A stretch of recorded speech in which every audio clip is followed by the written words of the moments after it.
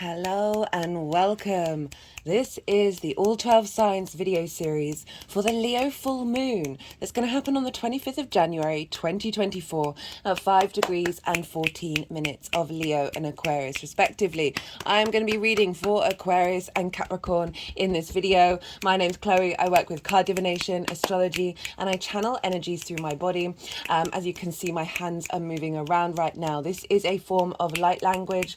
I've been channeling this way for nearly 3 years. I've recently had a vocal light language activation, and this is just bringing in energies from different dimensions to help us heal, help us clear stuck energy, and open up portals to source to get us in alignment with our soul's frequency in this incarnation, clearing energy in our light body and bringing in activation codes. I'm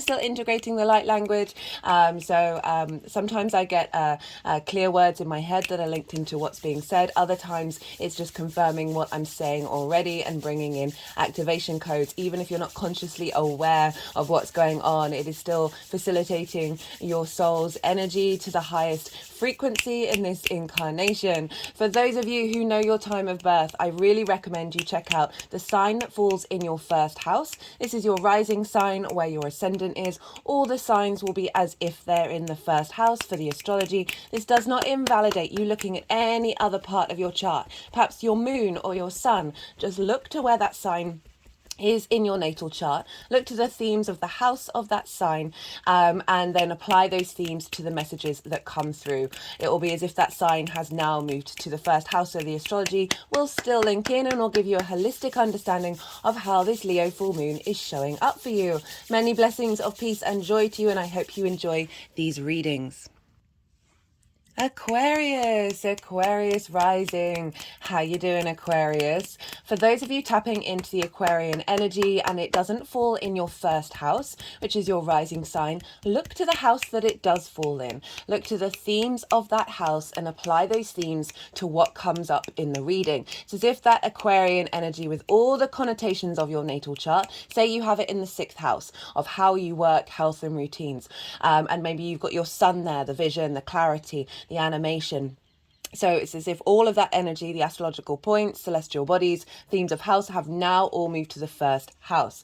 Right, Aquarius? Well, this is a big full moon for us all. And why is that? Well, that is because this is the first moon after Pluto moved into the sign of Aquarius, your sign. And we just so happen to have a Leo full moon, which is opposite that sign. So big energy showing up for us all. I've done a collective reading for this. That's live, that's already up, where I break down the astrology in way more detail, right? The narrative of the download that will be happening around this full moon. If you want a deeper understanding of how that's showing up for you, do go check out that collective reading. I did a collective tarot reading as well. That was wild. I've never had a reading like that. The symmetry of it and the way that the energies laid it out was just blew my tiny little mind. Also, I get a bit more esoteric, lots more channeled messages come through in those collective readings. Right, so full moon in Leo, regardless of whether Aquarius is your rising sign or not, Leo is opposite your sign, Aquarius. And oppositions are ruled by Saturn. This can bring about limitations, restrictions, isolations from one side or the other. Full moons tend to bring about imbalances or highlight imbalances of areas of your life, whether you're prioritizing one over the other. And there is this sense of observing the other side of the coin. Saturn also is about commitment and hard work, right? Putting in the effort to be in union with the other.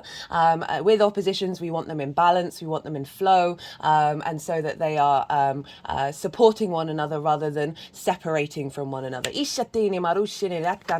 Saturn also represents legacy and integrity. So these themes can be showing up around a full moon with the opposition.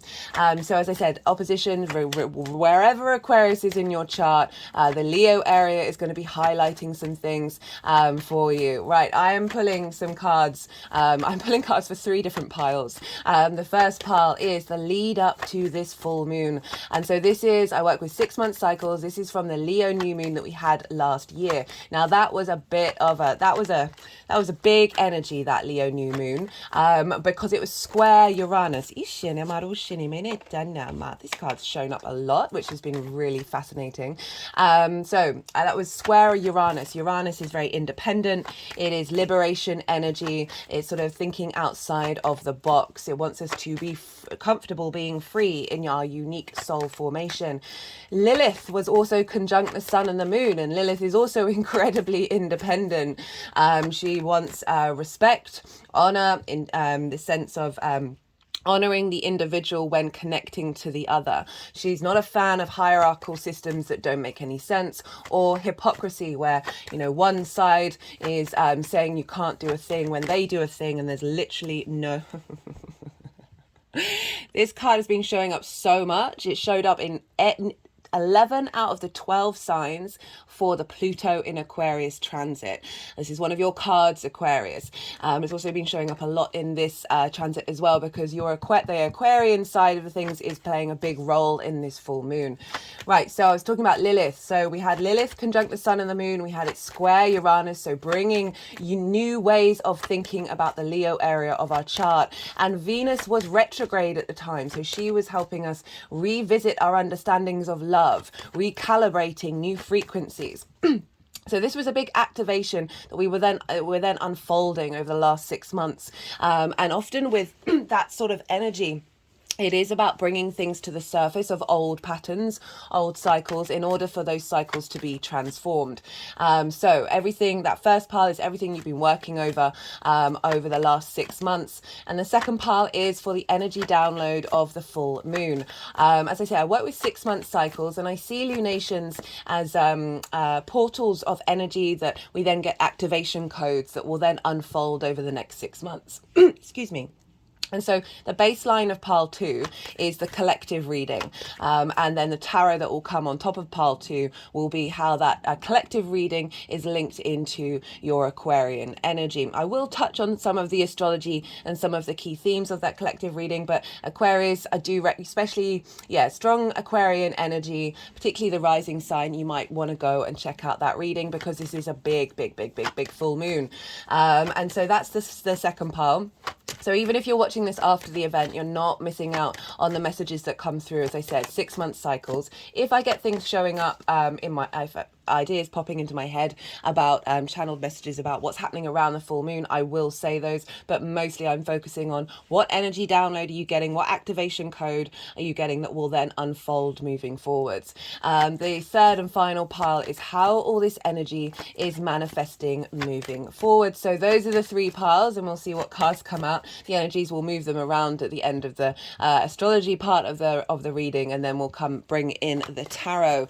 Right, so Aquarius rising, where is this happening for you? This is happening in your 7th house. This is the house of the other. This is intimate relationships. This can be business partners, one-to-one clients, people that you work with on a one-to-one basis at work, intimate friends, those friends who are near and dear to your heart, long-term committed romantic relationships that's linked into marriage. The sense of, a contract is a commitment, right? And that leads back into the Saturn aspect of an opposition, where we are called to commit with a sense of maturity with Saturn. Right,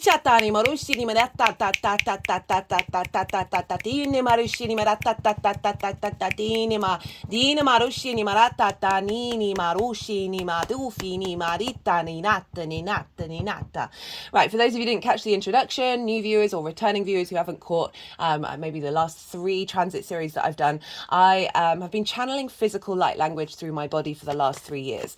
So those are the hand movements that you see on screen. And recently I've had a vocal light language activation that happened just before the Sagittarius new moon. I'm still integrating all of that. So that's all going to be coming up during the reading. Even if you're not consciously aware of what's going on, it is still helping soothe the physical vessel that we're in, the light body, clear some energy and bring in activation codes Ishani Maru Shinima to help facilitate the highest vibrational level for this transit for you. Ishatani Maru Shina, often it's clearing energy if there's difficult energy showing up, or certain hurdles that need to be stepped, it can often sort of smooth those out and then tap into more flow. Ishatani marushini mititani marudara. Ichini maritini matitini marushini maritatani marushini maritana no fa chineyatani matofa.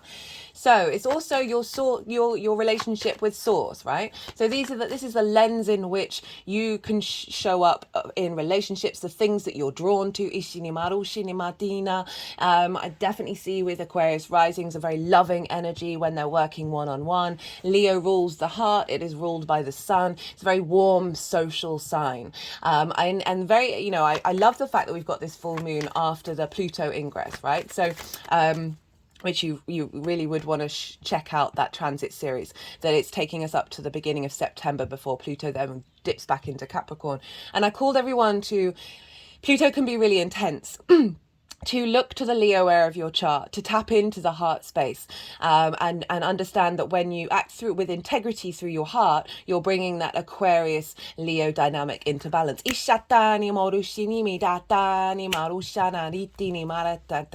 we've got this full moon that is highlighting areas of the other, right? And it's opposite your first house, which is your rising sign. This is the house of the self. This is how you embody your sun or your moon in your actions and your deeds. It's the lens in which depends if you've got a day or a night chart. So one of your luminaries will be the captain, which will give sort of I want to say commands and orders, but I just feel that's a bit sort of rigid, but a command to your ascendant, which is your navigator. So the captain of the ship gives of the luminary will give the information to the ascendant, but the ascendant has its own, the navigator has its own way of moving through the cosmic waters. So that is the lens in which you embody things, and it's often how other people see you, because they see that embodiment rather than what's going on behind the scenes with the sun or the moon. It is your body, it is your character, it's your appearance, it's your sense of self. So we've got this full moon over in the 7th house, and so this can be highlighting all sorts of different things. With full moons, I see that there are 3 main themes that can tend to show up around a full moon. And if there are any that I haven't mentioned that you see on a regular basis, do put it in the description. Oh, no, I always say the description box, in the comments box. I'd love to hear from you on that, because there's obviously lots of different things, but these are the 3 main themes that I see show up. Sometimes it can be none, sometimes all, sometimes maybe just one. So the first one is trigger time. Now, why do police stations, hospitals and schools and the collective at large get a bit rowdy around a full moon? Well, the full light of the sun, our conscious mind, our will, our animation, our visibility is covering the whole of the moon, our unconscious space, our intuition, our emotional body. Where are needs being met or not being met? Where are we nourishing ourselves and nourishing others? So these themes may crop up in relationship to the 7th house of your intimacy with others. Can get triggered because this is when I find that the sun and the moon offer us a shadow aspect of self, right? And bring it to the surface and say, hey, this is something you need to look at, right? Something will bubble up from the unconscious of where your needs aren't being met, or where you're not getting the nourishment that you want, or perhaps a distorted understanding of the other via your intuition and your emotional body based on trauma responses and limiting beliefs. So this is when you may get triggered, the other may get triggered, that then helps you question, okay, is this the dynamic that I want moving forwards? How do I want to respond to this? Are your needs being met in regards to source energy, your friends, romantic relationships, business partners, those sorts of things. And so it may be some really intense energy that's showing up here around the full moon, but bear in mind that is the sun and the moon as an offering of saying, hey, this is something you need to look at, that you may not have come across for the next year, 5 years, maybe not even in this lifetime, in order to then sit with and do the inner work around it, give it love, really start to question and go deep within your heart and see what does this truly mean to me? Where is this coming from? So it's a wonderful tool. even if it may be difficult. And so I'm trying to give some perspective of how we can work proactively with this energy.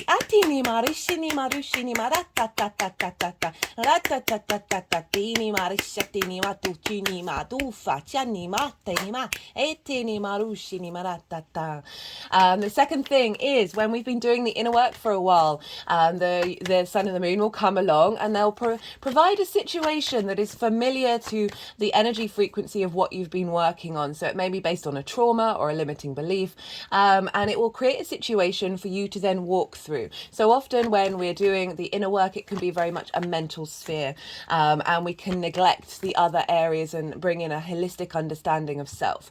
So a situation may come up that you'll then enter into. Obviously, I feel that the sun and the moon don't do this unless you're going to be able to move through it with ease, because it's not about reinforcing those situations. Of you being able to move through it. You may be a bit frustrated that it's showing up because you're like, oh, I thought I did that. I thought I cleared that. But it's in order for your body to move through it and then realize that you're safe, for your emotional body to move through it and realize, oh, I'm not responding in the way that I would normally have thought I would have done. And you come out the other side and it's helping release those energies in those different spheres of your being, and fully integrating and clearing that energy for a long-term cycle. The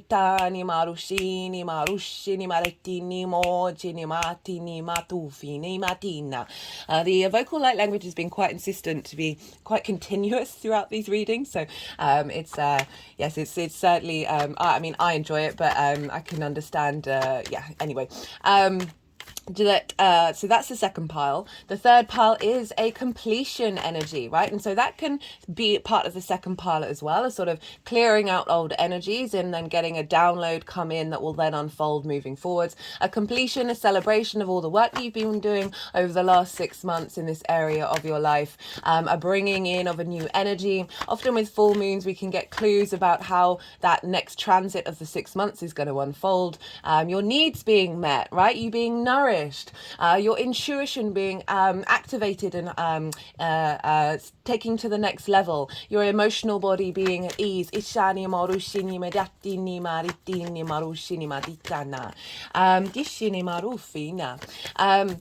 So what was I saying? Yeah, so it's a big celebration, a big feel-good time can come up around with full moons as well. Ishani moru shatita ni ma du fina ma du fina ma du shina tini ma di ma rushina mo du fini ma tini ma tini ma tini ma tinima tushene matu finana e tini marishini marita e shini maritini marita e tu minatitani matita ta ta ta tanima.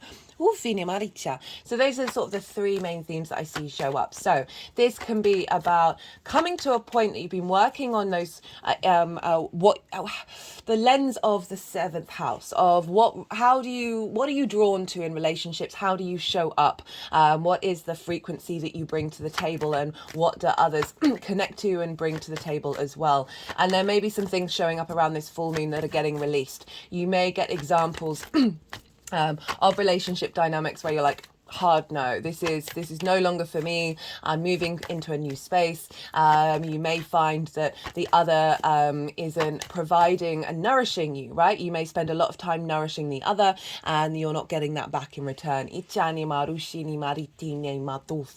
Activating new codes around love and how we connect to intimacy. A deeper connection with the other.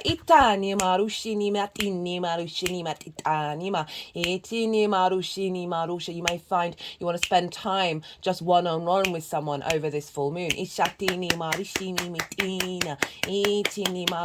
And bringing a deeper sense of connection. Activating new codes of the kind of frequency of the other that you're drawing in over the next 6 months. Deepening your relationship with source, activating a new frequency around that.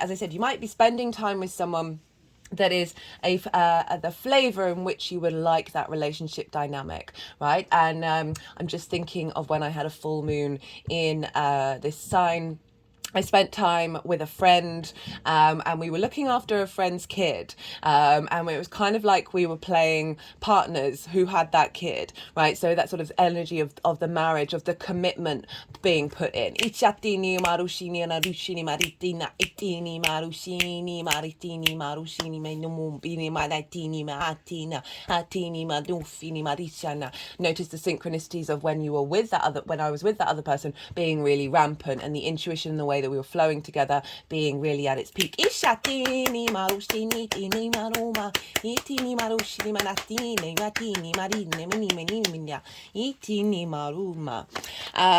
Right, what else did I want to talk about?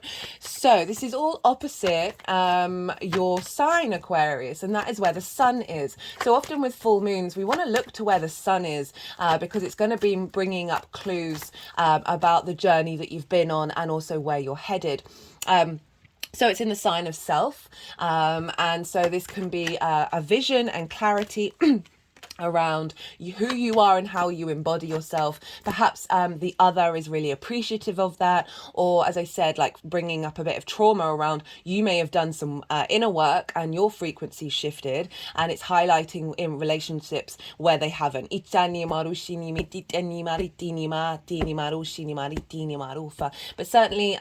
highlighting the journey that you've been on in understanding and bringing integrity into yourself, and then seeing that matched in relationship dynamics. Now, the sun and the moon there's only two sort of aspects that the sun and the moon are making. And the first one is the sun is conjunct Pluto and the moon is opposite Pluto. As I said, Pluto has just entered into the sign of Aquarius for the second time. It will do so again later on at the end of November. And so we've got this big energy. The sun and Pluto moved into your sign on the same day.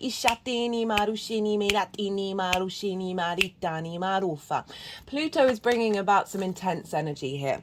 Before I was tapping into the collective reading, I was feeling elements of joy, love, laughter, right? The Leo energy from the heart, right? This how that is a medicine for our heart, and being in alignment with connecting through the heart space.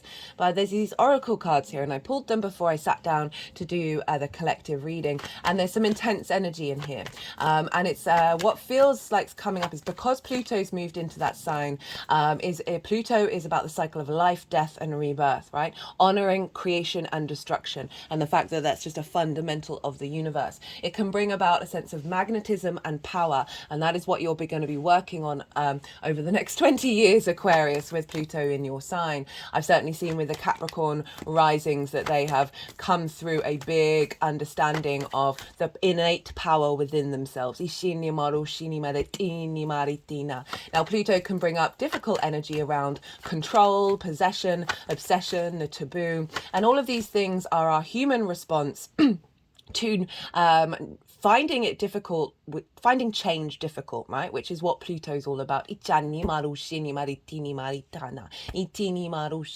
you may see some things bubble up within yourself.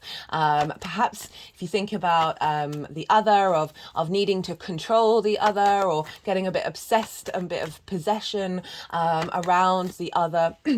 And these may be things that may be a part of old cycles to do with you, and that aren't, particularly relevant in your current space. And they may be things around the ancestors, because Pluto's linked into the dead, of bringing up intense feelings that are linked into those heavier energies, right? That are very human to us all, that are coming up in order to be transformed. And I feel like there's a speed in which they're going to be transformed.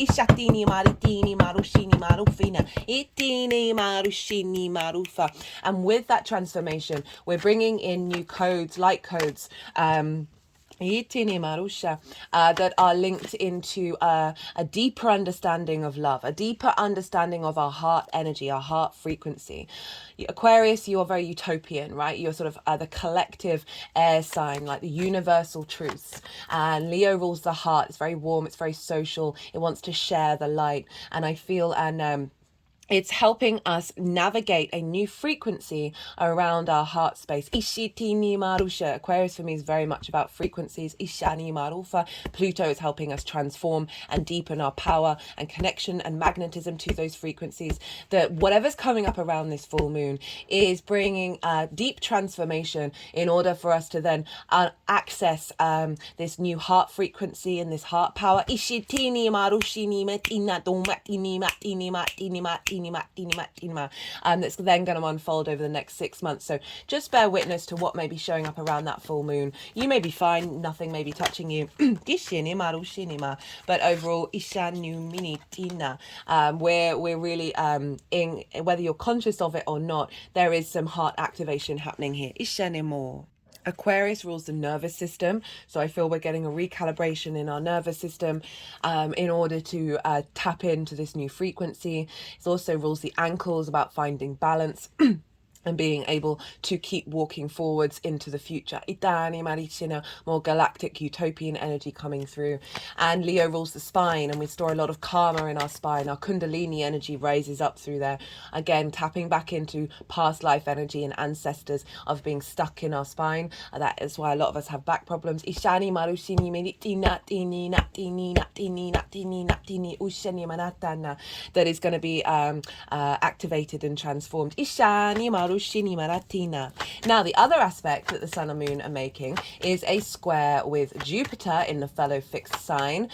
You have in Taurus, and so Taurus is in your roots and your foundations. This is connections to the ancestors, those past lives, soul energy and blood lineage. This is your parental figures, the roof over your head, and the things that you do in private life. This is your foundational space. It's the root of you.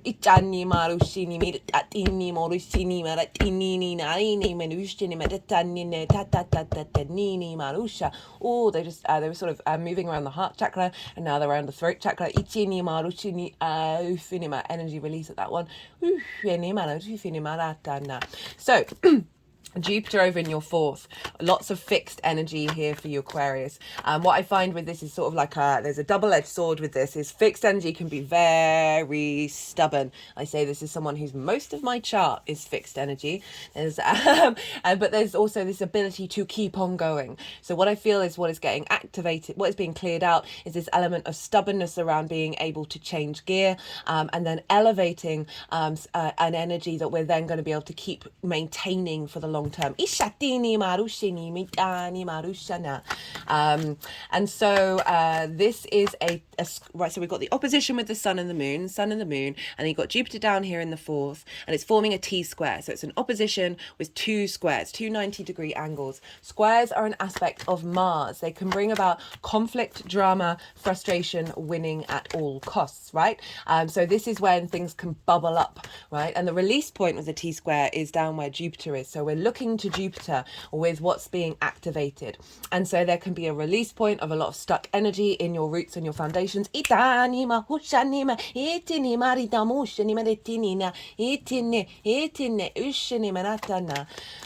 my root was just wiggling right then. And a clearing of, as I said, the stuck energies around ancestors, issues around parental figures, or not feeling connected to this level of intimacy in your home life. Ishani model and visibility of self. Ishini maritini marufa. Now, Jupiter was retrograde for quite a while. It went direct at the end of the year. So Jupiter represents wisdom, a bringing together of parts in order to expand, a sense of elevation, a sense of faith and knowing, the teacher energy, the guru energy. This is about bringing with that knowing, with that sort of wisdom and elevation and understanding. This is when we get a bit more confident, right? Jupiter's very jovial, very generous. There's a sense of luck and opportunities and abundance with Jupiter. So you may have felt all of that being a bit restricted up until the end of the year. And now Jupiter is direct, it's moving forwards. We're going to get a lot of momentum with Jupiter. It's going to conjunct Uranus at the end of April, which is wild, first time in 12 years. Ishani Marushini Nadita in your fourth house, right? So you're maybe feeling more with this square, right? So it's bringing up any conflict that you may have in that regard, in terms of the self, other, parental figures, home life, all of that kind of thing, and releasing old dramas.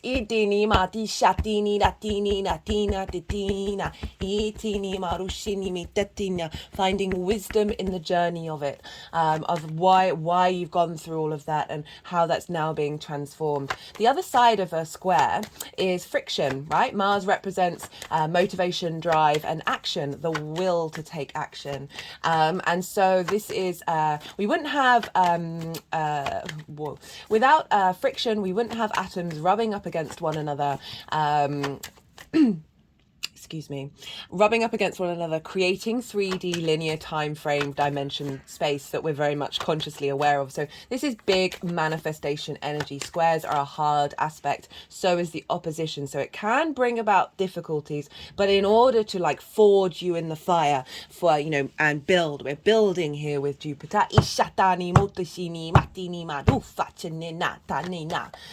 We're building, and so big manifestation. So there may be some things that you need to work on in order to fully bring it into manifestation, but this is the activation codes that are coming through that will unfold over the next 6 months, that is creating something quite momentous.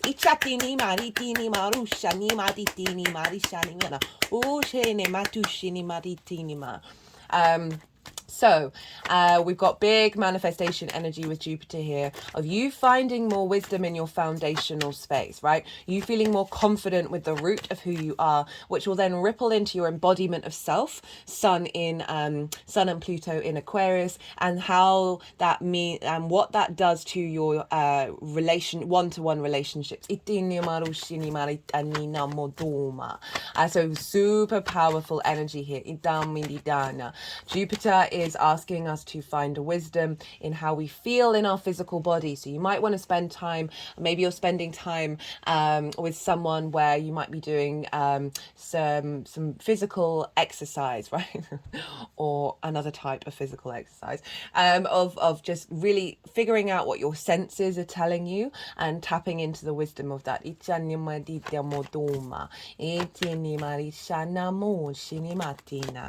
And then finding a deeper understanding of what your instincts are telling you about what's showing up here. And Jupiter in Taurus is allowing us giving us space to pause, right? To slow down a little bit rather than responding very immediately. But overall, providing a lot of abundance here, a lot of expansion in your foundational space, in the way that you feel at home, for helping ground you, that is then generally just helping you embody yourself. And as I said, bringing in frequencies that are more in alignment with this embodiment. So that's the sort of the main aspect astrology. And we want to look to the rulership now. So whoever's ruling a sign, the ruler of a sign is impacting the signs that it rules. And you have... I don't know what's going on with my words today. They are all over the place. The sun rules Leo. So wherever the sun is impacting what's going on with this moon, which is why that King of Swords is being showing up loads, because the sun is obviously in Aquarius. So that Aquarian influence is a strong effect on this moon, even though it's a Leo moon. This happens with every Leo full moon because the sun rules Leo, so that we always get that impact. In the same way with Cancer full moons, the moon is always ruling herself. We don't get that with any of the other signs. So the influence of self is feeding into the 7th house. Again, really confirming and re-enhancing this need for the embodiment of your being, right? And how you see yourself to be facilitated by the other. Now, we're really lucky with this Pluto transit because we've had Saturn move through the sign of Aquarius. And so for Aquarius, you've already been strengthening your own maturity, strengthening your understanding of self. And now you're getting a real boost of this. And this is tying in the ends of some of that Venus retrograde, because she was still retrograde at the time of the new moon. So the Leo area of our chart would have had the lens of that retrograde over the last 6 months. And now we've got the full moon activating and clearing that retrograde energy.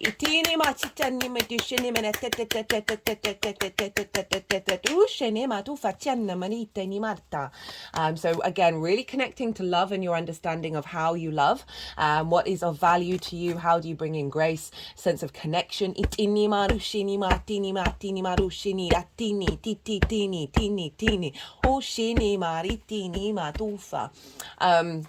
So the sun is in Aquarius, and who rules Aquarius? Well, that is Saturn traditionally, and that's what I work with. And Saturn is over in your second house. So what's going on with Saturn is influencing what's going on with the sun, and therefore influencing what's going on with the moon. And Saturn in the second house, I've done 3 Saturn in transits. Saturn in Pisces transit series. I still recommend the first one. If you've not caught it, one of your rulers is Saturn. So whatever Saturn is doing is influencing your embodiment of self. So the first series, even though it was right at the beginning of the Saturn ingress, all the introductions, I talk about Saturn in Pisces, Saturn in relationship to Neptune and Jupiter. So big themes there. And I talk about the themes of Saturn in the second house in way more detail in that first transit. Second transit was the retrograde. We've moved past that, although some of those readings were amazing. The third transit is still live. So this is from Saturn going direct till the end of June. Saturn in the second, getting a sense of more responsibility and duty around this is your resources, okay? So the skills and tools that you have in order to make regular income and manifest in the world, the things that you value and how you value yourself. So Saturn, after helping you embody yourself more, is getting you more in alignment with a maturity around how you value yourself, helping you commit to your putting in the hard work of harnessing your skills and your resources in order to bring in more regular income and manifest in the world. It can bring about limitations, frustrations, isolations, restrictions. Bear that in mind and know that all Saturn is trying to do, and it can stress test foundations to see what's not going to last the next 30 years and knock those down. It's doing this in order to serve you. Bringing in duty and responsibility that helps you commit to your legacy and your integrity. Wherever Saturn is, walk your talk. Walk from a space of integrity.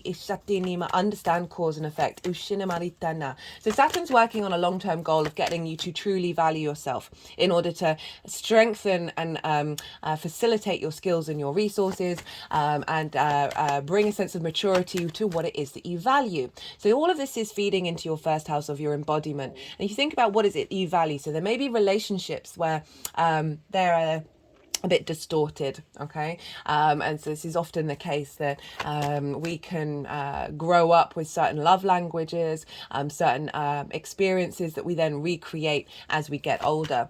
So Saturn is helping you reassess what it is that you value, what it is that you care about, and also strengthening your sense of value. So that may mean certain relationship dynamics fall away because this is now influencing that moon. In terms of like business clients and your connection to source, this can be activation codes around your skills and your resources, right, and your tools that you have in order to manifest.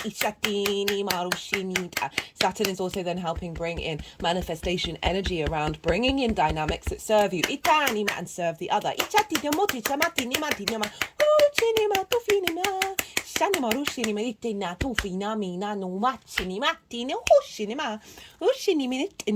Now, Pisces is ruled by Jupiter.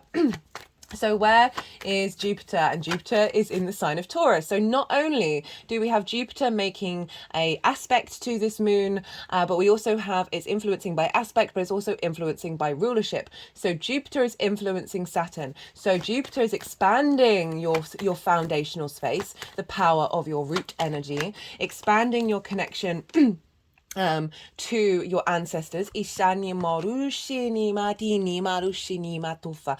in the wisdom of them, helping release any blockages around their sense of safety and security, helping expand a healthier relationship with your parental figures, or at least being at peace with whatever may have happened in your past, and finding more abundance and joy in your private life. Now that is all this strengthening of that root, is feeding into your sense of self-worth, skills from the and resources from the ancestors feeding into your skills and tools in order to manifest in the world.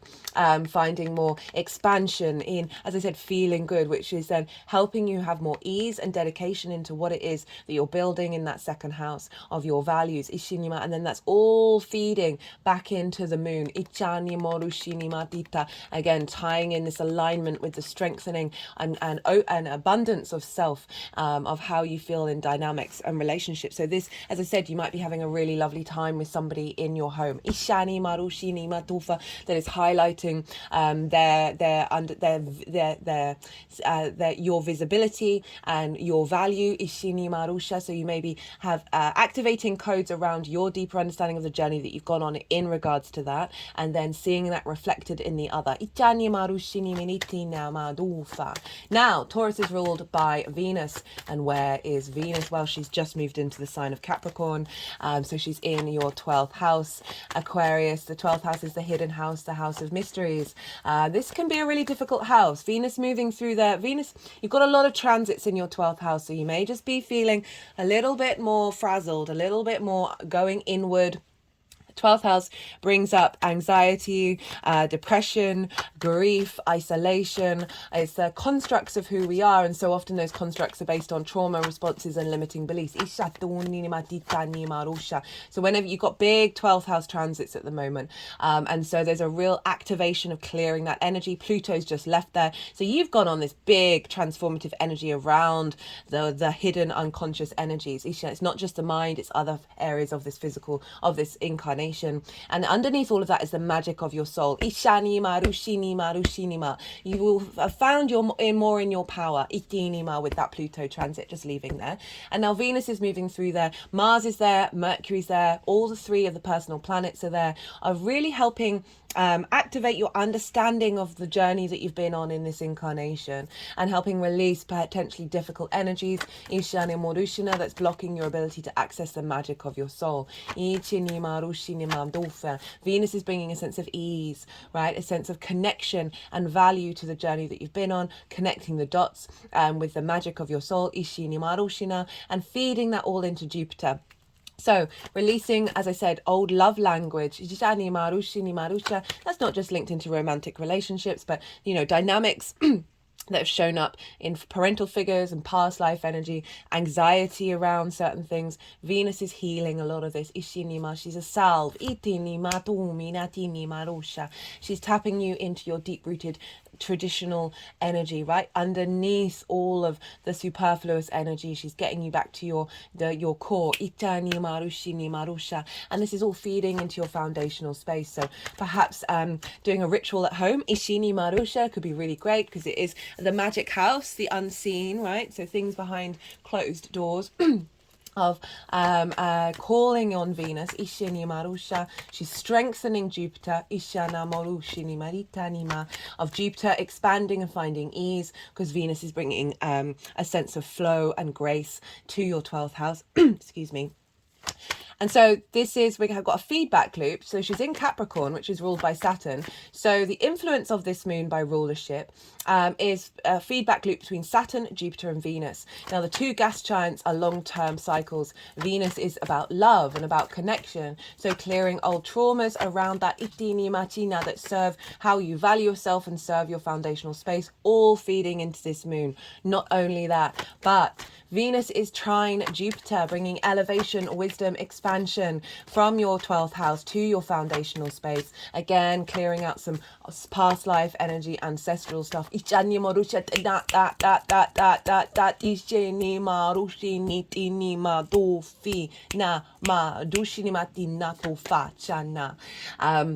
And Venus and Jupiter are both sextile Saturn, and they're in yin energy, right? Sextiles are an aspect of Venus, bringing love, connection, harmony, grace, a sense of diplomacy, a sense of creativity, a sense of connection. Ishana Marushani Madufa. So not only are they influencing each other by rulership, but also by aspect. So we're doubling down here. Itani Madushani Marusha. Getting creative with your sense of value, getting creative with your skills and tools, bringing the magic from the 12th into your foundational space and really grounding this down. So this is a very yang moon, right? Fire and air is yang energy, action, extrovert, going out into the world, or all the energy, all the go. But it's being grounded and supported with the waters of Pisces by the influence of Saturn, Jupiter, and Venus. So this is why I feel like there may be some big things show up, Ishinima, some intense energy, but the grounding and watery energy of those three planets and three signs are creating a vessel for this to be held. And then the fire and air is just very quickly going bam, bam, bam, action, take action, where the action codes in order to burn this up and help bring the movement in to clear the energy.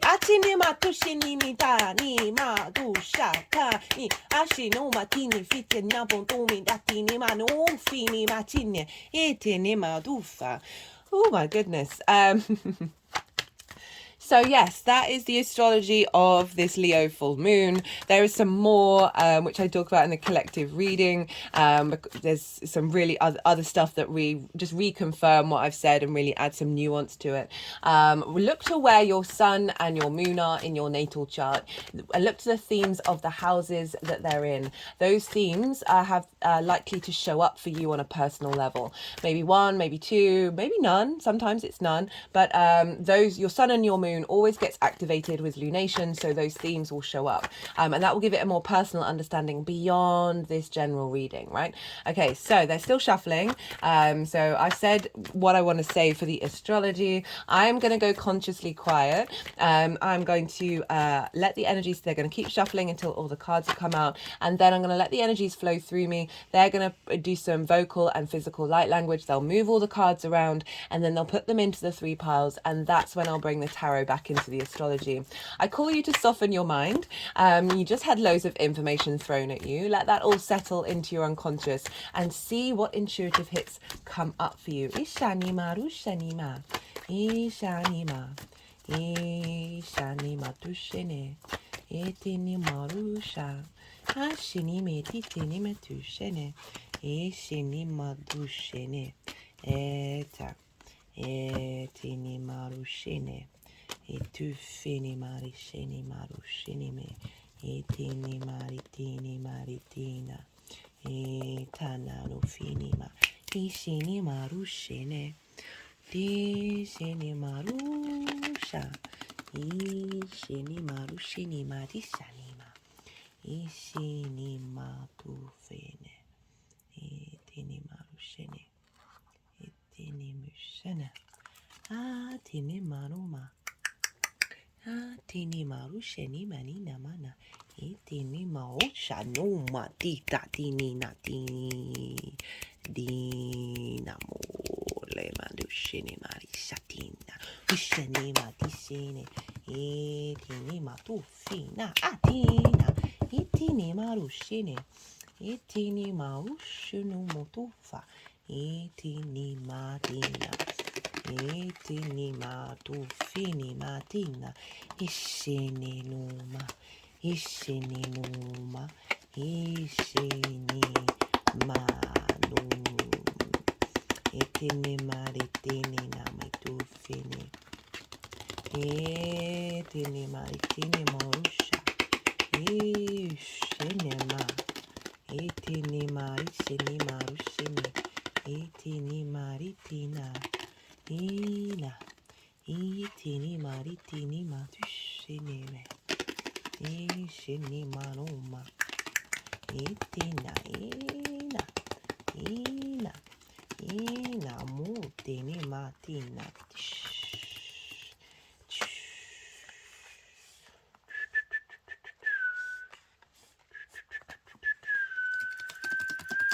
Tama, ina.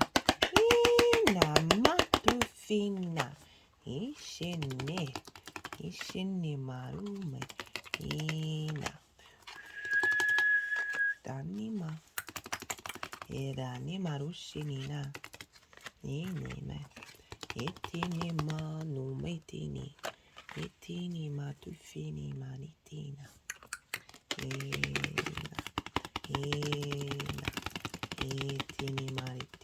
etini maritini, tushinime,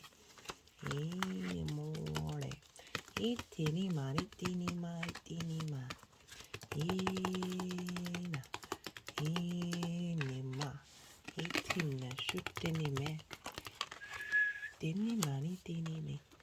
Ini. Itinima. Ila manufe. Tinamarufa. Tinimarufa. Tinimarufia. Tinimari. Tinimari. Tinima. Itinimani manu. Itinimani tinima. Itenemanani marusha. Itinema tu fini. Itena achana matu fini. Itini. Loving this spread, Aquarius. Loving it. Ishani marusha. Itini maruma. Ina.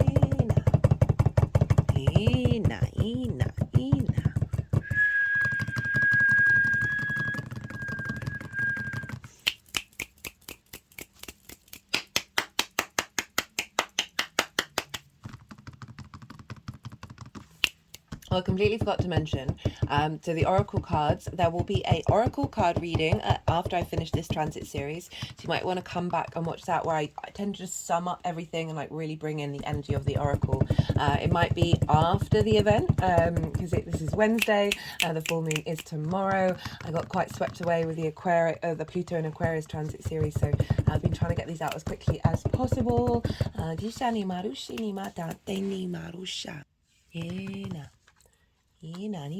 Right, Aquarius. So the lead up to this full moon.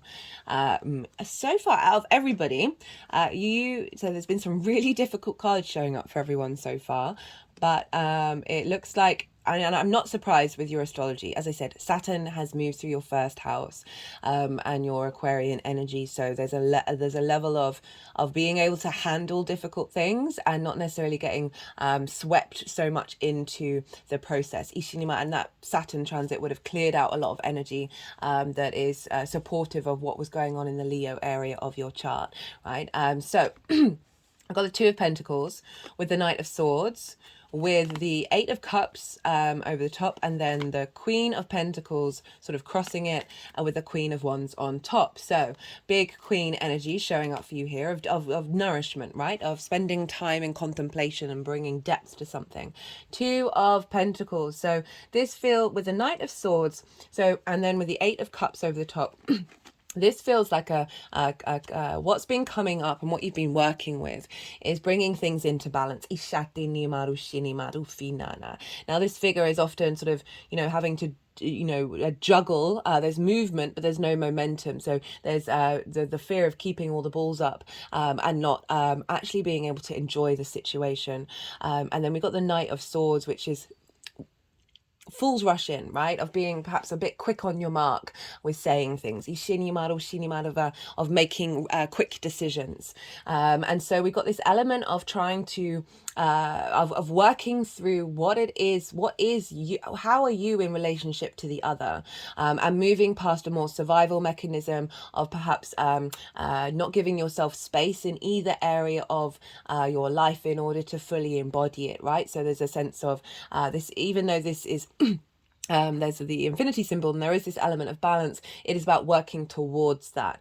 With the opposition, we always want to be aware that it is all about the flow between the two signs, of allowing each energy to have its place. Sometimes we may prioritize one side over the other, but that's always with the acknowledgement that we are going to go back into flow and having that intention of it, of being in balance. And so this feels very much like a clearing out of perhaps overstimulation and rash energy, of not necessarily being able to tap into the essence of yourself and the other in a way that is bringing in nourishment. So it may be again, obviously, like just being very hectic with that level of intimacy.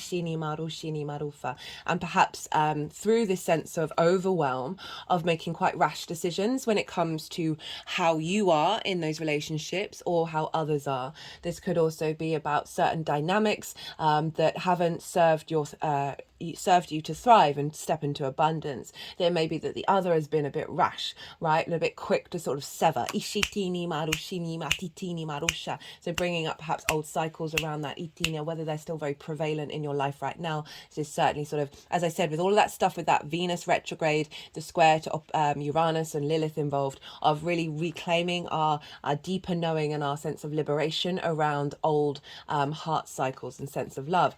And this is with the Eight of Cups crowning it, which is what made me think that these are more of the difficult frequencies with these cards, because this is about leaving something that's comfortable. And the way that I look at this is your love language and your trauma responses. And I mean, the love language that we learn that may be a bit distorted and maybe cause us to neglect ourselves and our limiting beliefs, they feel really comfortable to us because they're deep in your unconscious mind. So they're very, very comfortable there. It's a habit, right? So, and this is saying that you've taken the effort to highlight and go, oh, okay, this isn't serving me. This isn't serving me or the other person, however that shows up. So say friends, business partners, source energy. And you've decided to go on this journey, this difficult journey, to go climb a mountain, to get a higher perspective and zoom out of these old cycles. Ishatani matitani motufa tetina matita latina manufina ishatina matufini matitina matufa. Because the Queen of Pentacles is crossing it, which is saying what you've been striving for, again, is that nourishment, is that sense of abundance, of feeling held, of feeling there's a grounded energy here. There's a sense of being able to find better advice for yourself. Ishini marushini maritini marushini marita. She wants you to feel good in this 3D world. She's very much like the Empress card. And she brings, queens bring observation. They bring depth, they bring nuance, they bring nourishment to a situation. They observe, they strategize. And so this is saying that you've been working on bringing all of that, of grounding yourself and really tapping into some core energy in order to release it. Ishani Madofa, and then tapping on even beyond those trauma responses to that of deep abundance. Ishani Marufini Martinima, rather than this survival mode or being too quick of energy that's being too quick. The Queen of Pentacles, you've been calling on her and working with her of allowing yourself more grace and more pause. Sorry if the cards are shaking, sort of my root area is shaking, my right leg is shaking. And then we've got the Queen of Wands over the top, which is saying you're coming out the other side of this with more confidence with what it is that you want from that 7th house, fire energy. Again, those queens, they nourish something, they bring depth to it. She's very independent energy. She's got a sunflower, and for me that's always a representation of the fact that sunflowers know exactly where to get the light, right? They are able to move towards the light. So with this nourishment, this limbo phase of like really working on transmuting energy, you're establishing a new frequency where you're able to be drawn towards the light that serves you and nourishes you and brings you, allows you to be independent. There's the witch's cat, so there's an element of luck here. That's coming through. All of this is sort of nourishing and developing.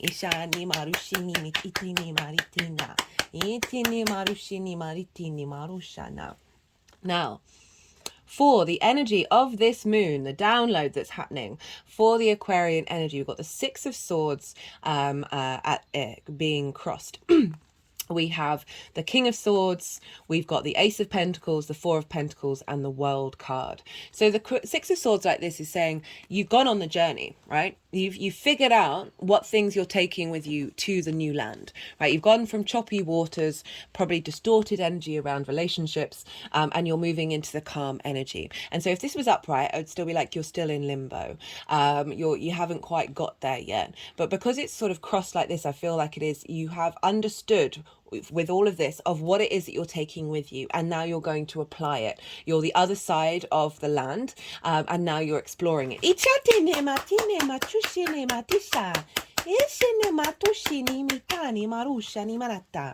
And you got the King of Swords.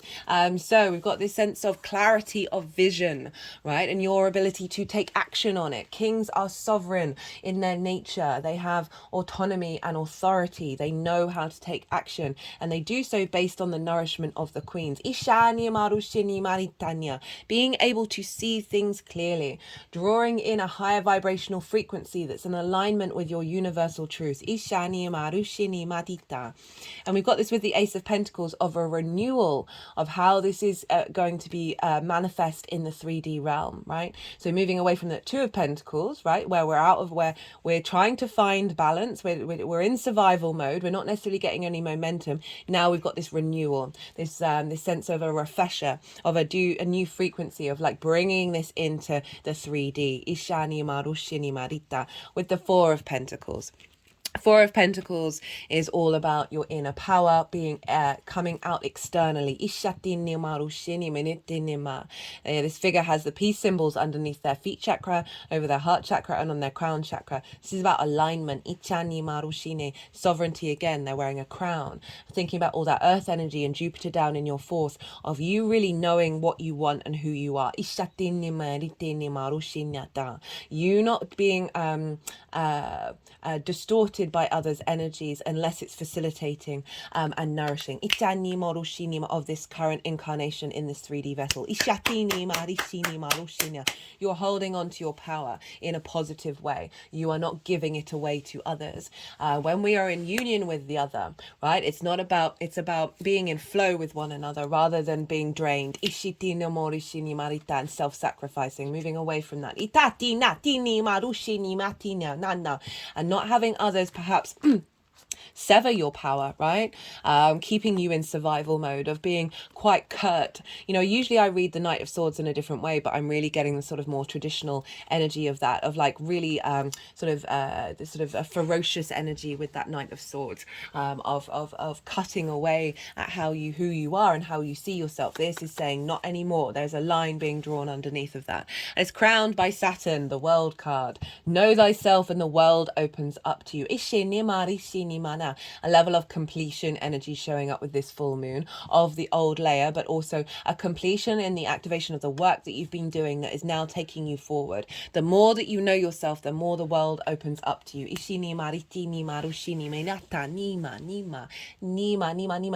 Traditionally, this was a hermaphrodite, of the masculine and feminine combined. So not gender specific, but acknowledging the union. And when we are in union with self, we can create space to be in union with the other.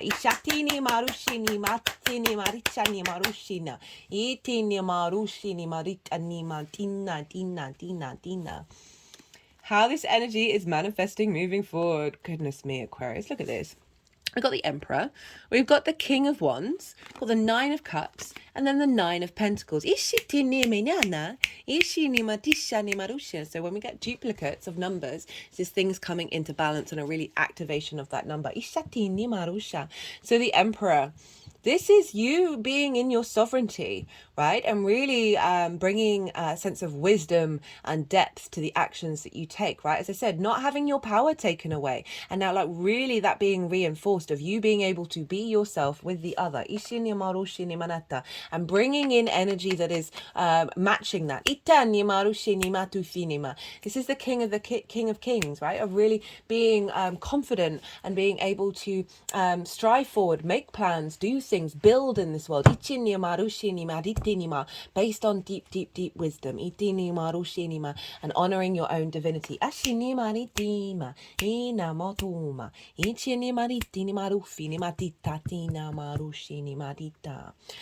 We've got the King of Wands. So moving from the Queen to the King. Again, more confidence of everything that you've been building on, of you're taking action on this, right? You're bringing in frequencies that are linked into some more maturity, more there's a sense of power coming in, and a real ability to tap into your passions, tap into your creativity, and that spark of Leo, right? Of tapping into your heart space and really being able to be confident operating from that place. And as I said, drawing in frequencies that are in alignment with that. This could also be an energy coming into your life moving forwards, that is bringing a sense of strength into your life, and you're building together. Business partners, friends, source energy, romantic relationships. Nine of Cups, Nine of Pentacles. So the Nine of Cups is, you know, the genie in the bottle. But So a wish could be coming true, moving down the line. Ishani ma dufini ma titini ma ritini ma ritini ma dufa. But it's also this sort of internal emotional embodiment of ease and grace, right? Of feeling good within yourself, and feeling really confident within yourself. Ishini ma ritini ma ritini ma. There's now more ease with the seventh house, Ishana Morusha, rather than, you know, the sort of the imbalance and the lack of creativity and growth with that Two of Pentacles, because it's just focused on that. It's not able to expand. Ishini Marusha, definitely getting expansion energy and being able to take action around that and create Ishinima rather than be in conflict. Itani Marushini Manana, coming with the Nine of Pentacles. So this is she's very independent. So this is I love about this, of moving away from that, like not allowing yourself to be your independent self, Ishina, with the other Itini Marufa. This figure knows the decisions that they need to make in order to bring about long-term abundance, right? So there's a sense of maturity here. There's a sense of commitment to self. It's not about separating yourself from the other. It's about acknowledging that what's coming through, the relationship dynamics that are coming through, are facilitating you feeling good about yourself, and you not self-sacrificing, and creating abundance with the other.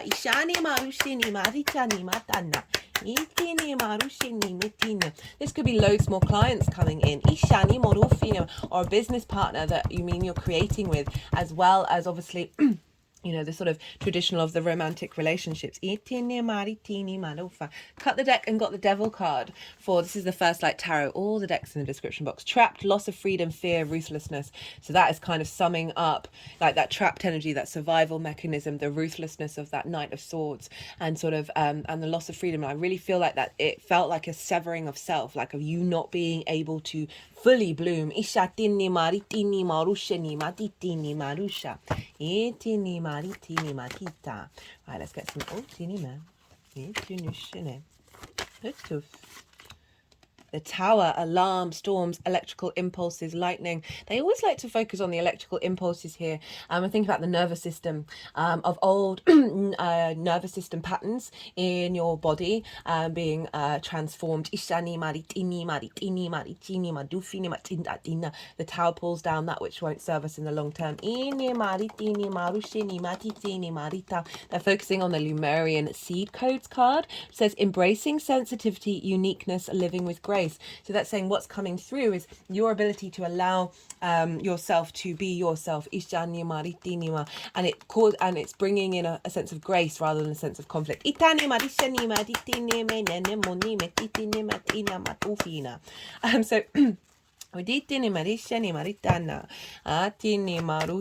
let's get one more. Got the Justice card. Decisions, evidence, thinking, verdicts. Things coming into balance.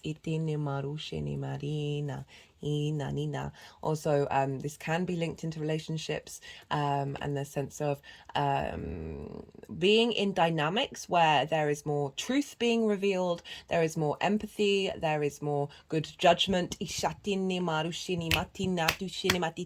Soul contracts. New soul contracts coming in that are in alignment with this frequency.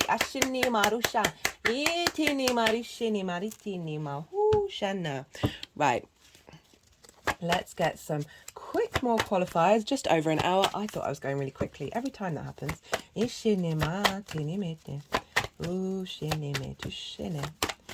get some cards for the lovely Aquarius. How you doing, Aquarius? How was that Pluto ingress?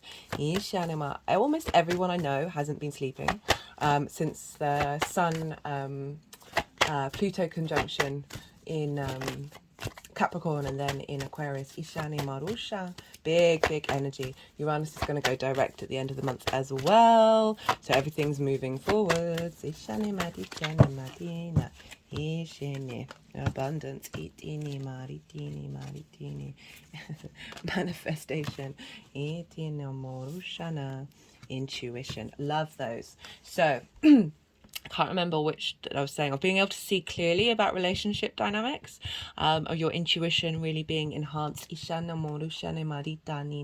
And that's linked into Venus and Jupiter in your 12th and 4th, of clearing out some energy that's allowing your ability to tap into your intuition away from distortions. And I said at the beginning, like full moons can often be an activation of elevation of your intuition when it comes to relationship dynamics. So I love that that's showing up. And then abundance and manifestation, well, that's sort of like these it's like just reconfirming this energy, right? So love this for you, Aquarius. Good luck out there.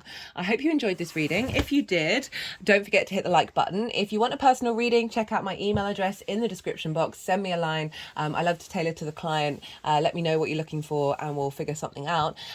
Be good to yourselves, Aquarius. Be good to those around you. And most importantly, be well until we meet again. Capricorn rising. How you doing, Capricorn? For those of you tapping into the Capricorn energy and it doesn't fall in your first house, which is your rising sign, look to the house that it does fall in, look to the themes of that house and apply those themes to the messages that come through. Say you've got Capricorn over in the 6th house of how you work, health and routines. Say your sun is there, your vision, your clarity, your purpose, your focus. You can apply all of that to the messages that come through. It was if everything in that 6th house will have moved to the 1st. So the astrology will still link in, but with all of the information that's going on in your Capricorn area of your chart. Right, regardless of whether Capricorn is your rising sign or not, Capricorn and Leo energy are in conjunct one another. They doesn't have a traditional line of sight, doesn't have a traditional aspect. And so it's a bit of a discombobulating energy, right? We're dealing with 6 different energies that are trying to work together.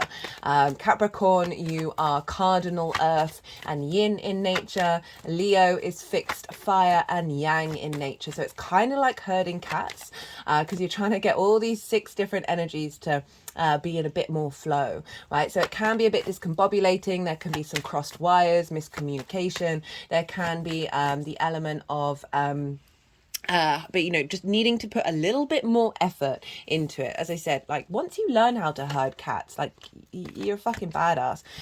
Sorry for swearing, don't know where that came from. I do try and not, I'm British, right? I swear all the time, but this is, you know, it's not relevant. Right, I'm in such a weird mood today. Right, words have been a bit of a struggle. I do apologize in advance, Capricorn.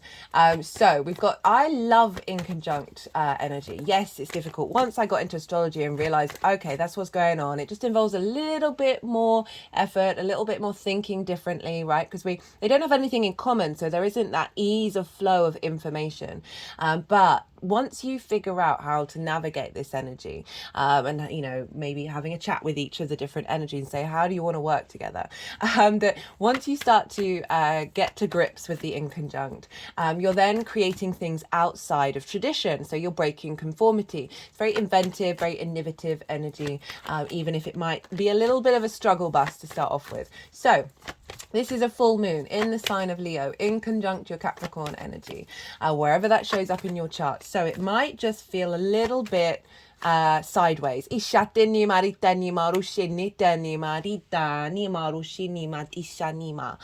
feel like there's a lot going on, that you're being pulled in different directions. But it's helping you think differently about a problem or a situation, or activating unique different codes.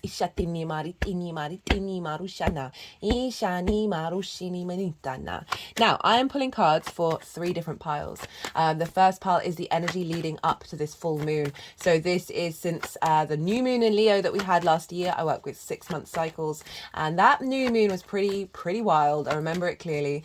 It was square Uranus, so very independent liberation energy. Lilith was conjunct the sun and the moon. Lilith is also very independent. She wants to honor herself and the other, and therefore the connection between the self and the other by respect and dignity and honor.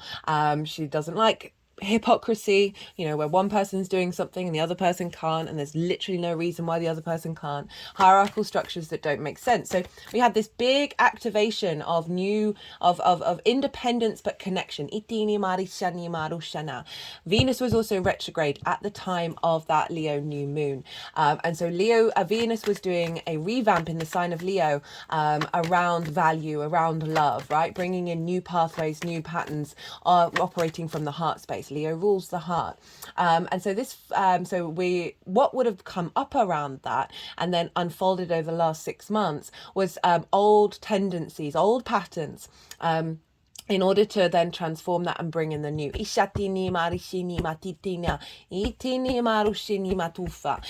when we're dealing with Uranus and Lilith energy, it's taking us outside of our comfort zone for a lot of us, because we can fall into habits, we can fall into patterns, and you know, we can struggle to get out of those. And it was really calling this new intention, this new frequency of breaking us free.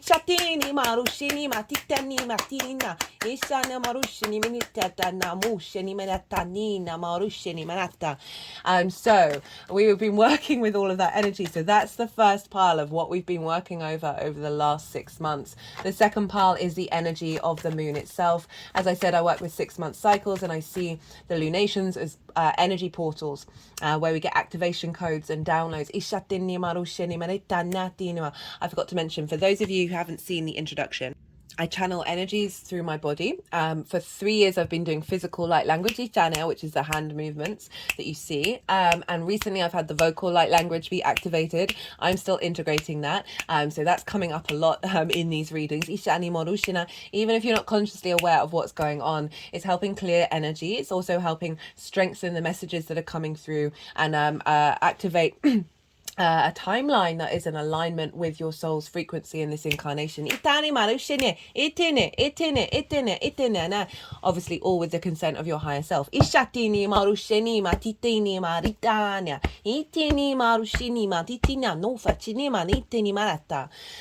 so that's what's going on. So this energy download is going to be, this is what pile 2 is what's coming down into your vessel that will unfold over the next 6 months. Now, the baseline for pile 2 is the collective reading. That is already up, that's live, that's always the first video that goes out. And so I break down the astrology in way more detail. There's a lot more going on that I'm going to reference. I'm going to reference the key points in these readings, but there's nuances. And so I talk all about that. It's the narrative in which everything is talking to each other at the exact time of the full moon that is the energy download. I've done a collective tarot in that video as well, and that was wild. I have not had a reading like it. The symmetry was insane of how the energies move the cards. Just my mind is still blown, to be honest. And so that will give you a deeper understanding of what the tarot is showing up, because the tarot on the pile 2 will be linked into the Capricorn area of your chart. So that is pile 2. If anything comes up about what might be happening around the full moon, I will mention it, but mostly it's just the frequency that's showing up around Ishani Marusha, of the download that's going to be coming into your vessel. Third pile is how all this energy is going to manifest moving forward. So those are the 3 piles. We're going to be shuffling while I'm talking about the astrology. The energies will move them around at the end and put them into the 3 piles. So Capricorn rising, where is this happening for you? This is happening in your 8th house. This is the outside world's resources, right? This is often linked into mortgages, loans, taxes, car insurance, where you're dealing with the resources of the outside world, as well as bonuses and commissions. So sort of one-off big chunks of money, inheritance, both 3D and cosmic inheritance. It's a very magical house, because you're dealing not only with the resources of the 3D, but of all the other dimensions. Ichian and source energy.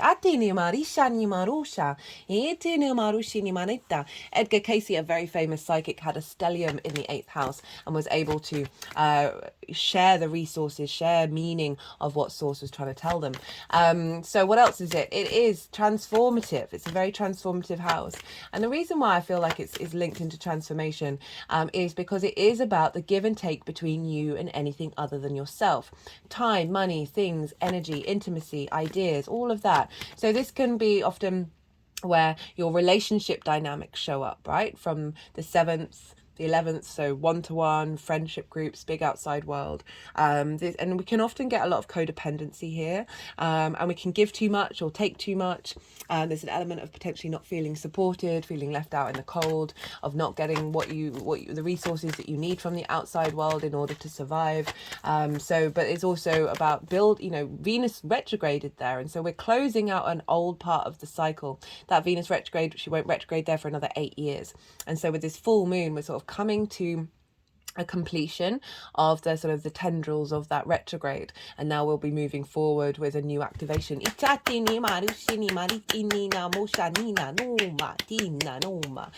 So you would have been doing some work around operating from your heart space, rather than the distortions of codependency and self-sacrifice, or just feeling isolated and not feeling supported. All of these things may have been cropping up during that retrograde, and then like coming up in cycles since the new moon, in order to be transformed. So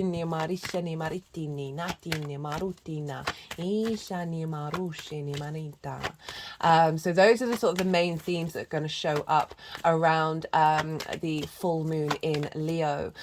So this may be you get a bonus come in. This could be like, you finally get your mortgage.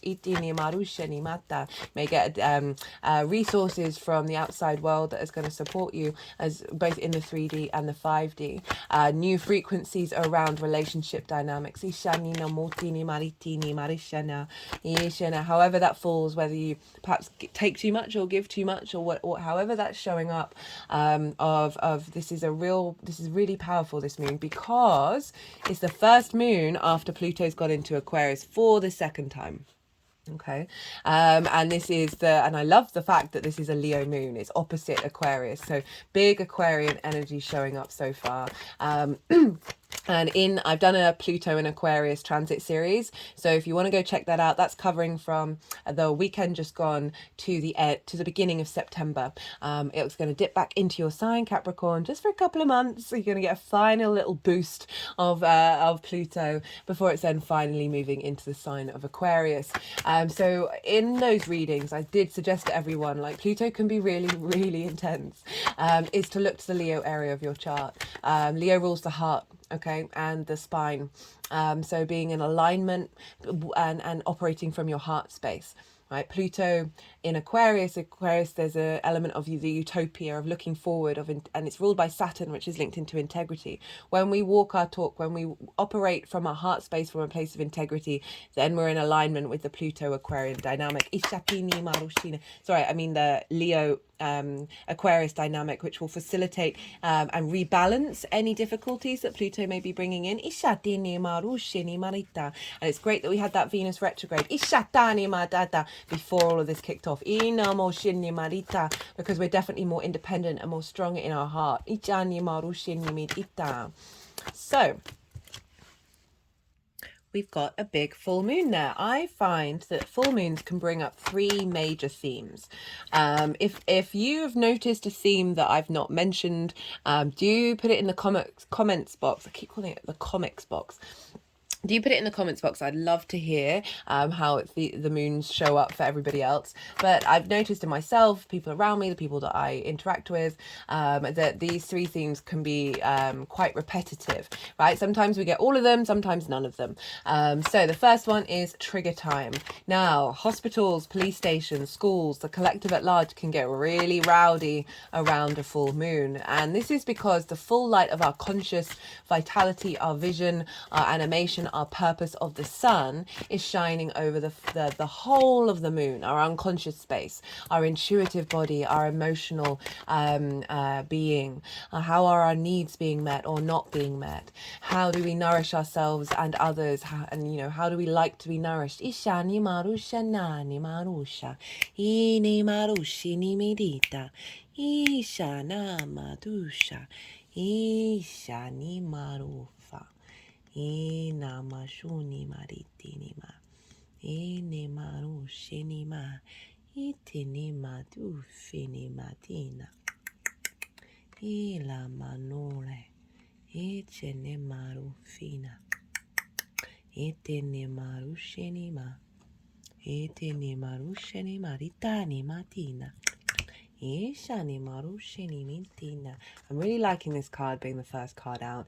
It's very much, I can see it being very much linked into the 8th house, and they've just sort of they brought the happy Buddha energy to the crown of this figure and went to the root and was sort of bringing it back up to the hive of the bees, of where all the honey and the abundance is, and bringing it back down over the figure. Isheni maritini maritana. They're tapping around the third eye. Isheni maritini madana. We've actually got the third eye activation card. Isheni maruma. Itini maritini mana. Ina marumi titini matishani marata ta ta ta ta ta. Itani marufa titina marititititititititani marushinima. Right, okay, let's carry on.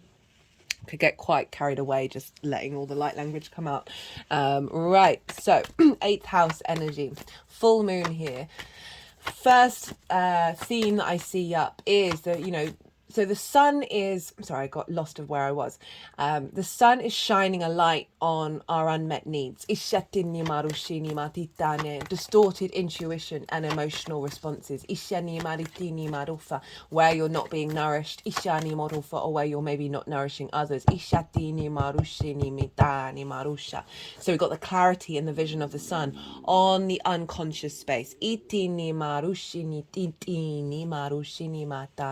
Digging things up from the shadows.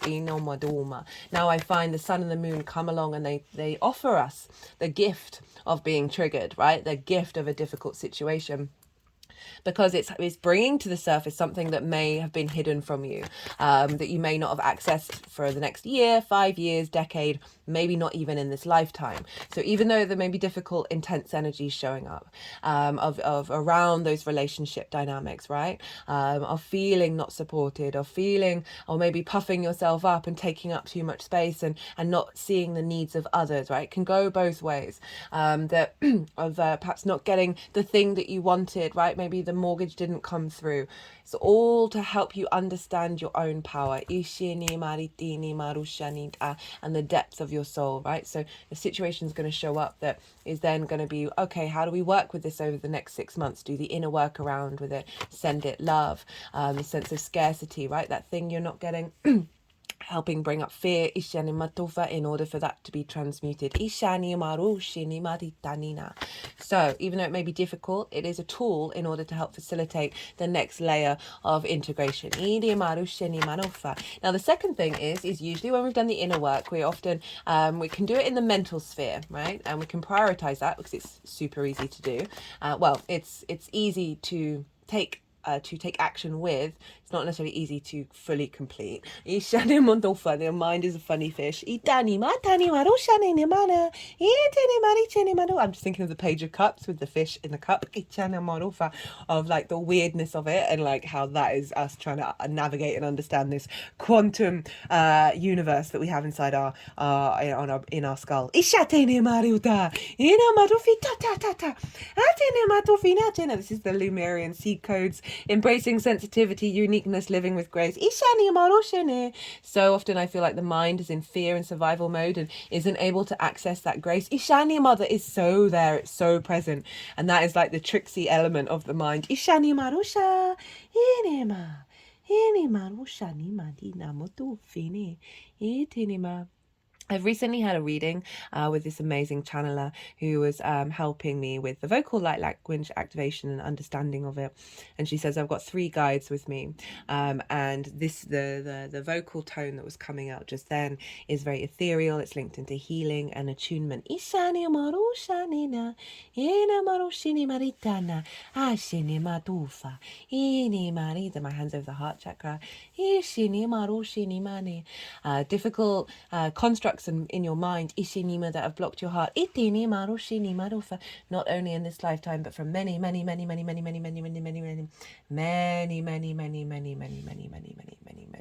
have created distortions of scarcity and fear. Also relevant with this card, I'm going to talk about this card now. I usually don't This figure has something of value, but they don't realize it. They're on this cliff, they have the higher ground, but they're in fear, they're in competition, right? They don't understand the true power within themselves, where they don't need to be in competition. They don't need to be fighting all the time. And that they can still hold peace with the values that they have within themselves that they cannot see clearly. They just went on the third eye, now the heart chakra. They've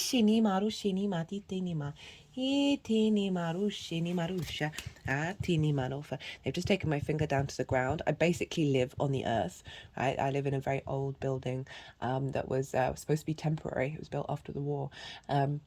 And it's basically the soil underneath these floorboards, grounding us to the abundance of the earth, and the nourishment and support of the mother. You are valued. You are loved.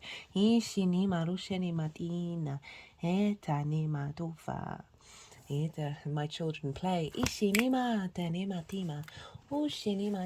Right, okay, let's carry on. Second thing is, yes, so a situation, you've done the inner work, and then a situation will come along when you're ready to get it, that it won't reinforce the trauma responses or limiting beliefs. It will create a situation that is familiar to a difficult vibe that you've been working with.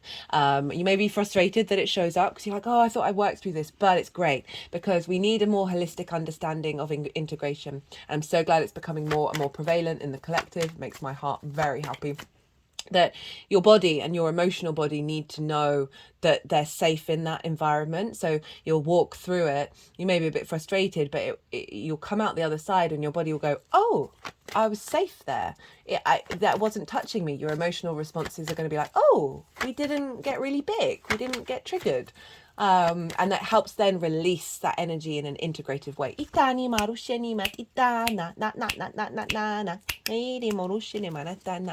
Now the third thing is a celebration, a heightened intuition, heightened emotional control and flow, your needs being met, meeting the needs of others in joyous abundance, deep nourishment showing up. So that's the third thing, and we can get all of them at once, which is hilarious. Certainly happened to me. I've seen it in others. It's the universe is a cosmic troll. As well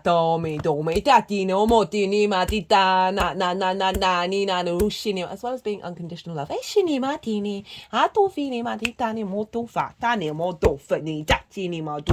This tone, oh, dearie me. I'm sorry, I'm just going to pause because a lamp just fell over. Sorry about that. Yeah, so that energy that's a bit more forthright, very empowering. It's about earth manifestation and protection. I always feel when it's coming through that it's saying you are strong, right? You've got this. Pull your socks up. Don't worry. Move away from fear. Whew, okay, right. Let's keep going. Capricorn, what are you doing to me? So we can see a lot of things bubble up around a full moon that are being released, as well as clues and hints of like not celebration. So we can see things bubble up that are being released, as well as a celebration of all the work that you've done, and then clues around the full moon of what's going to unfold, what's the next level.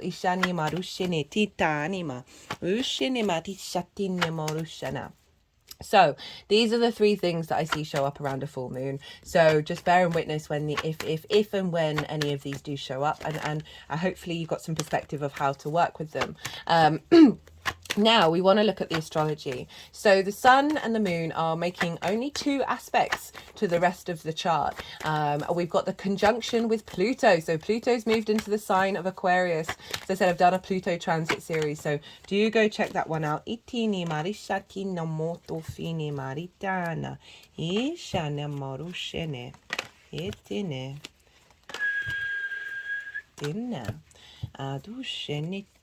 Oh, lots of major arcana when I'm cutting the deck. Yeah, Pluto's just moved into your second house, and this is your resources, Capricorn.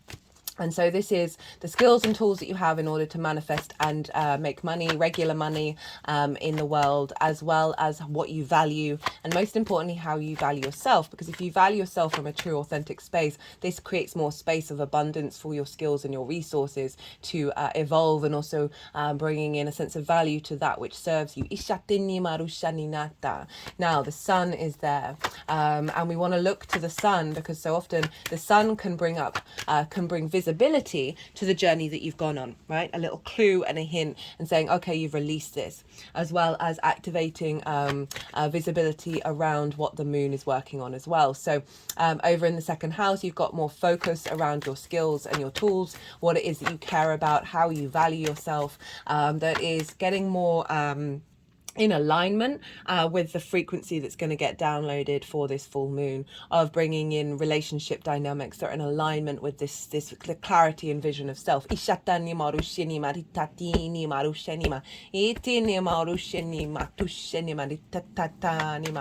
there may be like a relationship dynamic that shows up that is maybe questioning your value, and it doesn't touch you, right? It's not taking you back into a spiral of lack of self-worth. Now, the sun is conjunct Pluto. So I pulled these oracle cards. I'll read them after this transit series. I do it before every transit I do. And I was tapping into the energy of this moon, and I was getting laughter, joy, play. And then these oracle cards sort of showed me what needs to happen in order to get to that energy. There's some really heavy energy showing up in this oracle reading. And I feel like it's all linked into Pluto. Pluto is a very intense energy. It represents the cycles of life, death, and rebirth, of creation and destruction. It is inherently neutral, but it brings up difficult energies around control, possession, obsession, fear, the taboo, lots of energies that are linked into our fear around lack of control and change. So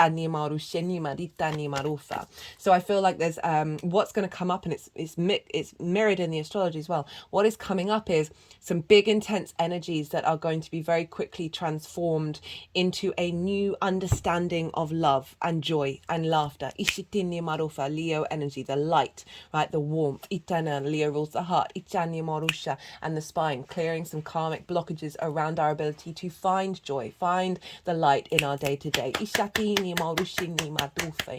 Deepening our understanding of our heart space. Clearing any blockages from it. They're tapping all around the heart chakra, and now around the heart area. In circles. That really felt like clearing cycles.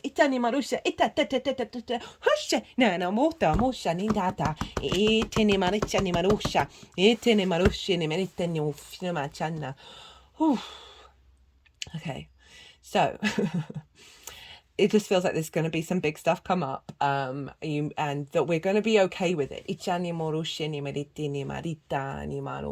Pluto is helping you access your innate power of your value. It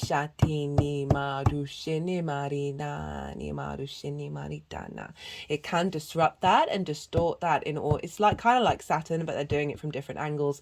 But luckily we had Saturn move through Aquarius, so it's kind of cleared the decks of a lot of debris. So Pluto's now able just to do big transformative energy. Now, the reason why I think we're going to be okay, like we think we're in balance with this, is because the only other aspect that's happening is with Jupiter. And Jupiter's over in Taurus, which is a fellow Earth sign. So you're getting this lovely trine with Jupiter, and this is going to be till the end of May. But at the time of this full moon, Jupiter is trine the sun and the moon. Sorry, square the sun and the moon.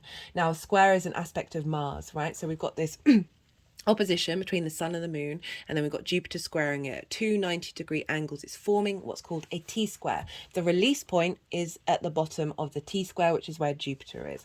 Squares can bring up conflict, drama, frustration, winning at all costs. It is Mars, the god of war, right? So these things can show up. Jupiter is in Taurus in your 5th house of your creation energy, right? How you bring your spark of spirit into existence. This is about, excuse me. Sorry, I've got a tiny little bit of a tickle in my throat. It only happens when I come to the deck, come to the table. And it's just quite fascinating that I've had lots of throat chakra activation, which is why the vocal light languages come through. And so often when we do have that, and I've had lots of throat issues over the last year. So I do apologize if I sound a bit croaky at some points. What was I saying? Jupiter in your 5th house of creation energy. This is also where the pleasure principle is, and that's not just linked into romance. This should be where we're finding pleasure, a spring in our step, the house of joy, wherever we go. Ishanya Marusha. It's about fun, amusement, play, games. This is linked into children, both literal children, maybe your own children you work with, your inner child, and things you birth into the world from a creative space. It is also linked into romance and dating. It's the fun house. Right? And Jupiter's been retrograde there for a while, went direct at the end of the year. Jupiter represents wisdom, a sense of bringing together and expanding, a sense of elevation and wisdom and confidence. With that wisdom, with that knowing, with that faith. Jupiter is the teacher, and very funnily enough we've got the teacher card here, and is able to bring about with that knowing of opening up abundance and a sense of generosity and joviality and luck. All of that may have felt quite restricted up until the end of the year with that retrograde, but now we've got forward momentum, and it's going to keep getting bigger and bigger and bigger. It's going to conjunct Uranus at the end of April, which is going to be wild. Happens once every 12 years. I will be pulling cards on that because that is exciting. But we've got this forward movement, right? And the other side of the square is friction. Without friction, we wouldn't have atoms rubbing up against one another, creating time and space in this linear dimension that we're in, right? So that we're very consciously in. So squares are high manifestation, action, right? The will to take action, building.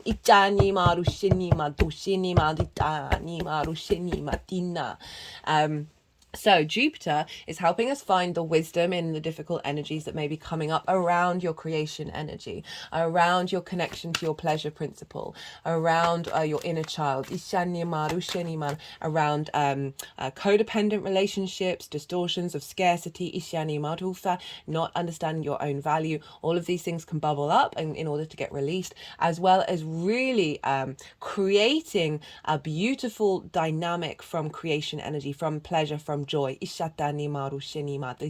feeding into your skills and your resources, right, of finding the joy within it, and then feeding into the 8th house of an alignment of relationship dynamics, of resources coming in that support your creation energy, and all the other themes that I just spoke about. We're building here. Jupiter is expanding this area in order to activate this heart space that the Leo full moon is cultivating, right? Just bringing a bit more ease into your life. So those are the aspects that this moon is making. And so now we want to look to the rulership. Now, the ruler of a sign impacts the signs that it rules, and Leo is ruled by the sun. So we want to look to where the sun is, and obviously we spoke about that. That's in Aquarius. So this is why the influence of Aquarius has been coming through quite loudly. And so this sense of you seeing your value, you seeing your skills and your resources, and sort of like projecting that on your intentions and your intuitions to connect to the outside world's resources that fulfill your needs, that nourish you, as well as you being able to give your skills to the outside world.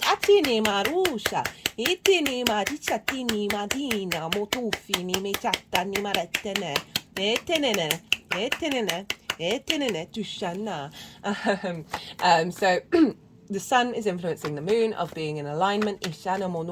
Now Saturn is the ruler of Aquarius traditionally, as well as your sign Capricorn. And we want to look to where Saturn is. Saturn, I've done 3, it's in Pisces, and I've done 3 Saturn transit series in that sign. As a Capricorn rising, or if you've got heavy Capricorn placements, you've got Saturn rules your sign, your ascendant. It's one of your rulers. So you might want to go and check out that series, because Saturn is always going to be leveling up your ascendant and your second house, wherever it is, and having a big impact on you. So I always recommend still the first transit series, even though that was done at the beginning of Saturn moving into that sign, just because in the introductions I break down Saturn in Pisces, Saturn with Neptune, Saturn in relationship to Jupiter in a lot of detail. This is going to be there until February 2026, so you've got a while in this sign. The second series, that was the retrograde, loved that one. There was some great readings, but I can understand might not be relevant. And the third is live now, so this is when Saturn went direct until the end of June this year. And I recommend watching the Capricorn reading in the first series as well, because I break down the themes of Saturn in your third house in way more detail. So Saturn's in the third house, which is the house of the goddess. This is your environment, your day-to-day, finding meaning in your day-to-day. It's how you express yourself, it's how you communicate, how you receive information. It's your local community. It's also about schools and short distance trips. So Saturn is moving through there, giving you some more responsibility and duty to your local community, to the way that you express yourself, right? Allowing you to tap into your own authority. Saturn can bring about restrictions, limitations, and frustrations, can shake up your foundational space in order to shake down that which won't serve you over the next 30 years. It does all of this in order for you to tap into your own authority, your own responsibility and duty and commitment to your integrity and your legacy. It's very mature energy. Now, the themes of that third house are then going to be influencing the second house. So, having more confidence in the way that you express yourself, moving through your day-to-day with more meaning, a deeper, more mature connection to your environment, is facilitating a sort of a strengthening of energy in who you are, in your environment, right? And how you feel on a day-to-day basis is then feeding into how you value yourself, right? And making sure, that your skills and your resources are being witnessed by your environment in a way that is serving you. That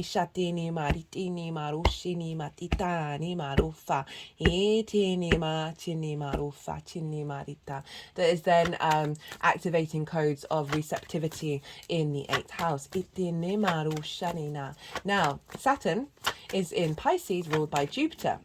So where is Jupiter? Well, we've just spoken about that. Jupiter's in Taurus. So not only is Jupiter influencing this moon by aspect, but also by rulership. So Jupiter is saying, hey Saturn, let's make sure that we're tapping into some joy and some expansion around your creativity, perhaps getting more creative on your day-to-day, right? Bringing a creative joy energy into that maturity of Saturn, of how you express yourself, how you find meaning, and then that's feeding into your sense of value. So it may be that there's an influence of activation of relationship dynamics and resources that's allowing you to be more creative and then really enhance your skills that you have. They then feedback loop back into the outside world.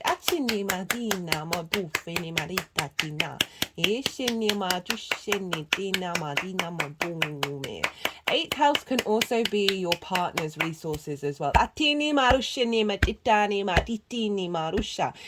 business partner or romantic partner, as well as source energy. So I feel that there's an influence, there's like a peak of coming from, so the reason why I'm mentioning that is because the 5th house is like romance and sort of dating, that there may be an energy of a leveling up of commitment. For those of you who might be in partnership, there's an alignment of creating on a day-to-day basis.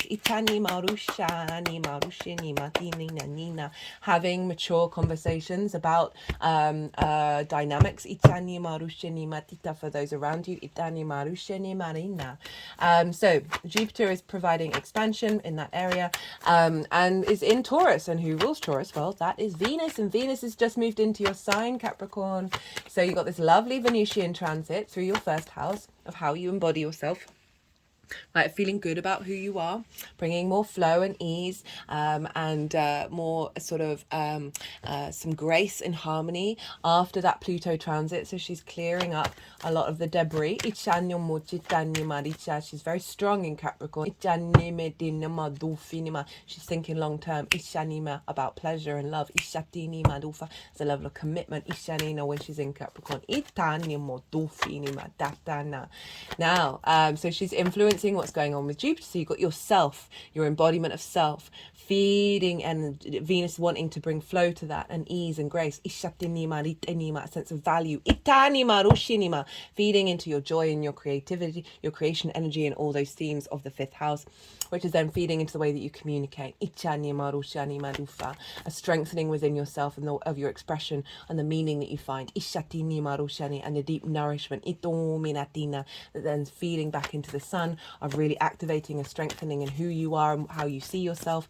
That is creating new pathways with relationship dynamics.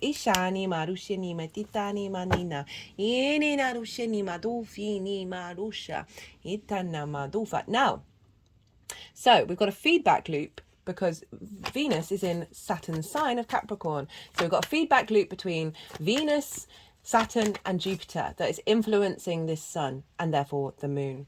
And not only that, but Venus is trine Jupiter. So she is providing wisdom and elevation and expansion. They're talking to one another with ease, with a sense of grace and opportunities and abundance. Of you feeling good in yourself, which is expanding this feeling of joy and creativity. And really enhancing that into how you value yourself, because they are both making sextiles. Jupiter and Venus are making a sextile to Saturn. So they're in a closed aspect loop as well as a closed rulership loop. And all of this is influencing the sun and the moon. And so those sextiles are an aspect of Venus, wanting to bring creativity, harmony, a sense of love, appreciation, connection. A sense of creativity. So we've got Venus with the two gas giants, the two long-term planets, and Venus and how we care and love about ourselves, right? And it's so interesting because obviously we're tying up some ends around the Venus retrograde in Leo. And she's playing a very pivotal role in this moon. Now, this moon is very yang. It's fire and air. It's action, it's go, it is, I apologize, I said you value yourself. Saturn's in communication, so we've got this embodiment of self, Venus in your first house, Jupiter in the fifth of creation energy and joy, feeding into the way that you express yourself. So I feel like you're getting a code of just finding more lightness in the way that you talk, right? It's not about the depth in which of what you're sharing, but there's a lightness coming in. So much in the way that we speak to ourselves, the mind being a bit tricky in our terms of self-value, and how that's reflected in other relationships. I feel like that's being strengthened to bring in a lightness and ease. Now, as I said, very yang energy, very extrovert, outward action, go, go, go, all the stimulation. But it's being held by yin energy. It's being influenced by this earth and water and maturity.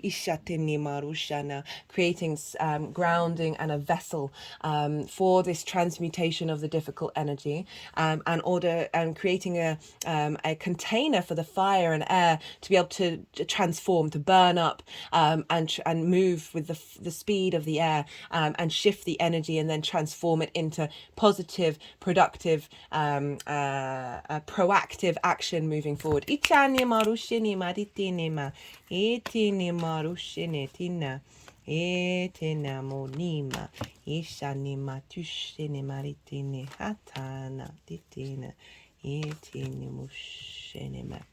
Okay, so look to where your sun and your moon are in your natal chart. Look to the houses that they're in and the themes of those houses, because those themes are likely to come up around the full moon or the new moon. Every lunation, they get activated. That will give you a more personal understanding beyond this general reading. Right, I've said everything that I wanted to say. They put the deck down. I'm going to go consciously quiet and let the energies move through me. They are going to move the cards around, do some physical and vocal light language, and then they'll put the cards into the 3 piles, and I'll come back round and I'll bring the tarot into the astrology. I call you to soften your mind, let all of that information just rest and digest into your unconscious, and see what intuitive hits are coming up for you in relationship to this full moon. Itini matina, ishinima doma, tintina, ishinima, ishinima rusha, itinima, itinima, ishanima, ishanima, tufinima, tufinima.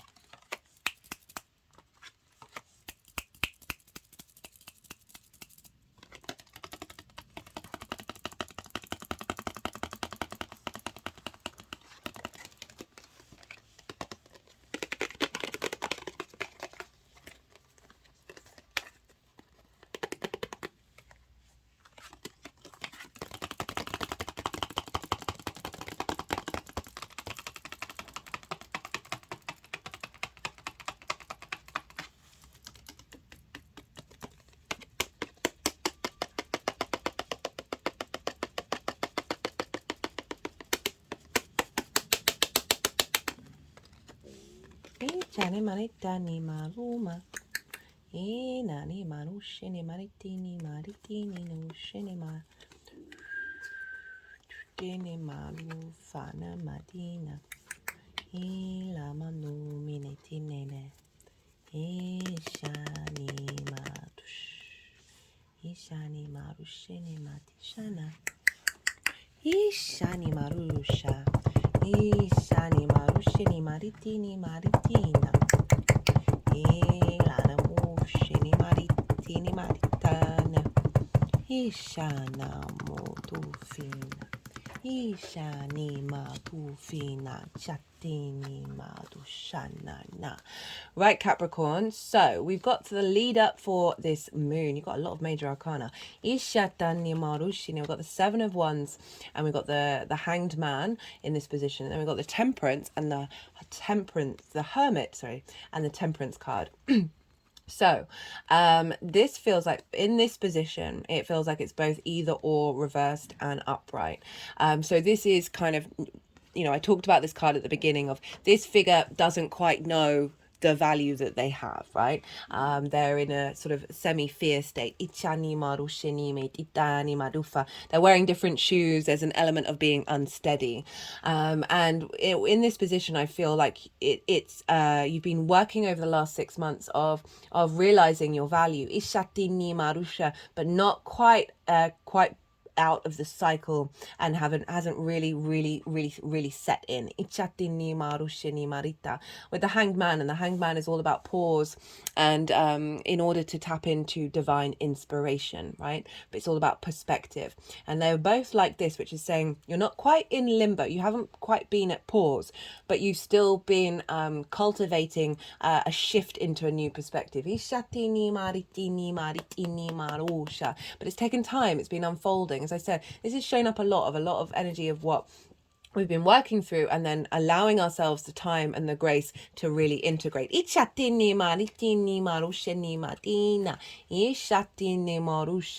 got the Hermit and Temperance with these cards, which again is sort of highlighting this internal journey of alchemy, right? Of really understanding who you are in relationship to the outside world, and gaining wisdom from that contemplation, right? So this figure is in sort of competition with the outside world, and I feel like you've been navigating the fear around that, the worry around that, any sort of scarcity energy. The Hermit goes inwards, right? The Hermit is tapping into the star energy of like really figuring out what is your unique spirit and the value that you have, right? This can also be about being in relationships where you feel like you're in competition with the outside world. Some dynamics can be where you don't feel safe, and so therefore being in contemplation of, okay, is that to do with me? What am I working out why you might not feel safe? And these two cards are very much about the alchemy of that process, of that know thyself. Because with the 8th house, even though it's about the outside world, sometimes I give the example of, say you got a project that you want to do, but you won't start it until all these boxes have been ticked of all what the outside world needs to bring in order to start it. And I always recommend, don't do that. Start doing the little things for yourself. Don't seek reliance. Understand the value that you have within you and the resources that you have within you, then open the world up. But there's a sense of, as I said, this sense of fear, right? With that 7 of Wands, despite the beauty of your soul. Very human response. And so these two cards, right? Temperance is alchemy. This is Virgo and Sagittarius. Alchemizing of self, refining self, of really getting into the nitty gritty with the wisdom of the Hermit in order to transform your understanding of relationship dynamics. Do you need to engage in certain ones? Can you let them move through you, and establishing an inner strength within yourself that is then drawing in these frequencies?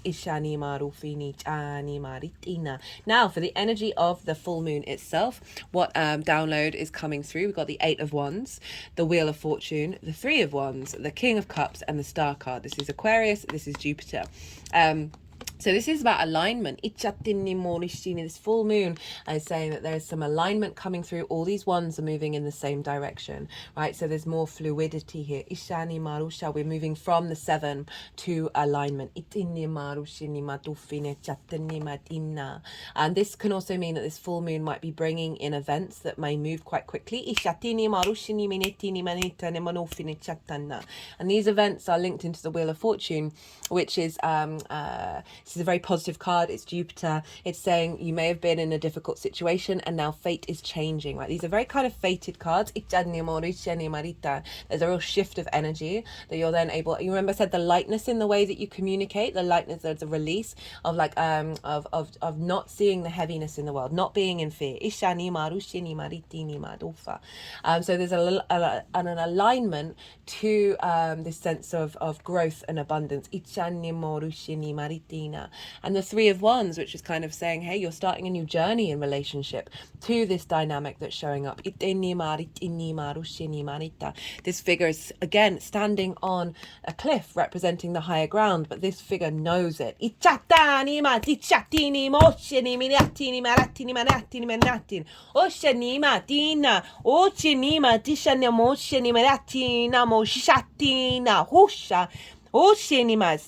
They're holding it over the third eye. I feel like you're going to get more visibility, right? Look how far they can see.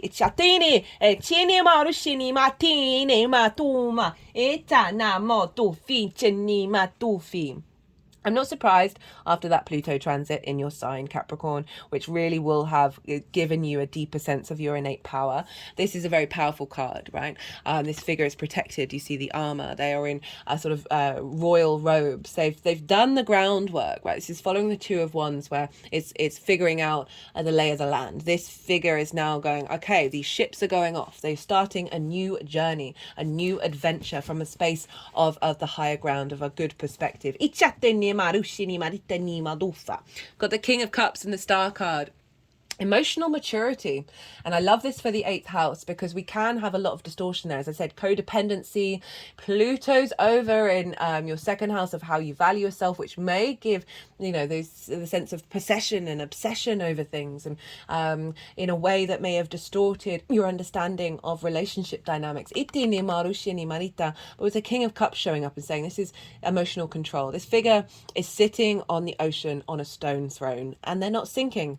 They're floating. There's a storm going on in the background, and this figure is not bothered, right? This is 100% pure inner peace. And then using those emotions for creative energy. Strengthening of your intuition, taking action on it.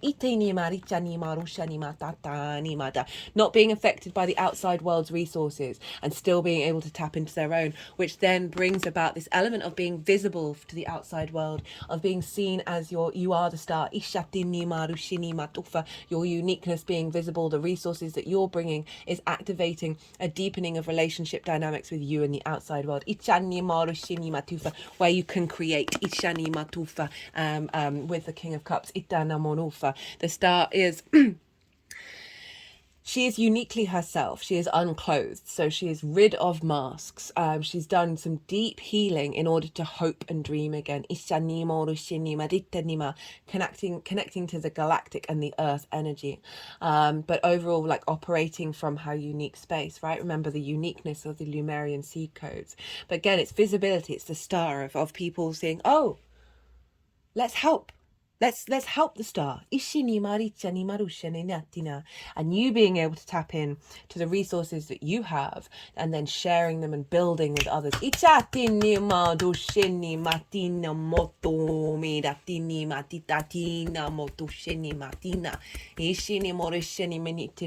All I'm just feeling is getting a visibility around what you present, and how there's a feedback loop with that, of what the anything other than you then is in return. It's a sense of just this flow.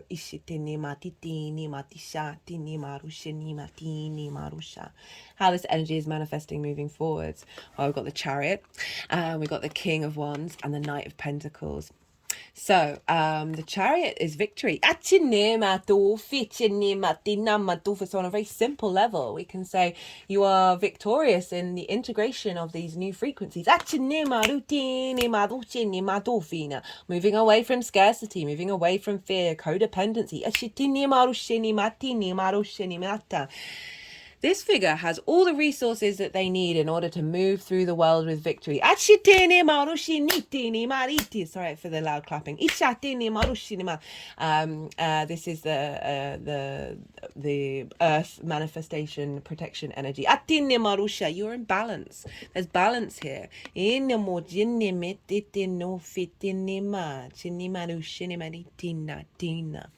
Balance with you and the other. Of being able to, move through the world and enjoy the world, right? And feel good about being out and about in the world. Got the King of Wands, the Knight of Pentacles. So we've got this embodiment of this Leo energy. You're now in command. There's a sense of authority, but it's not about diminishing other people's, but you have your own sovereignty at play here. You're able to take action with these resources, with this passion, with this creativity, with this vitality, right? There's salamanders here on the King of Wands, and it used to be believed that salamander could go through fire and not be burnt. So you've got a lot of protective energy. This could be somebody, a Leo in your life or Leo energy, the outside world, giving support, right? Kings care for their kingdom. So there's an element of care coming in. But overall, for you on a personal level, of activating your own sovereignty in relationship dynamics. Oh, no. Got the Knight of Pentacles, which is the embodiment of the earthly plane, right? Of being able to then take action with these resources. Whatever they look like, that then will then unfold and you'll build. Like the Knight of Pentacles is the biggest horse. It's also the slowest though. So there's an element of knowing that what's coming through is going to last you your journey, or whatever that journey is, and however long that journey is. There are oak leaves on the helmet and on the horse, and these represent strength and wisdom. So we've got the wisdom coming through from the hermit. What I'm getting is you're protected moving through the world. And what's coming through is like you're then able to build and take action.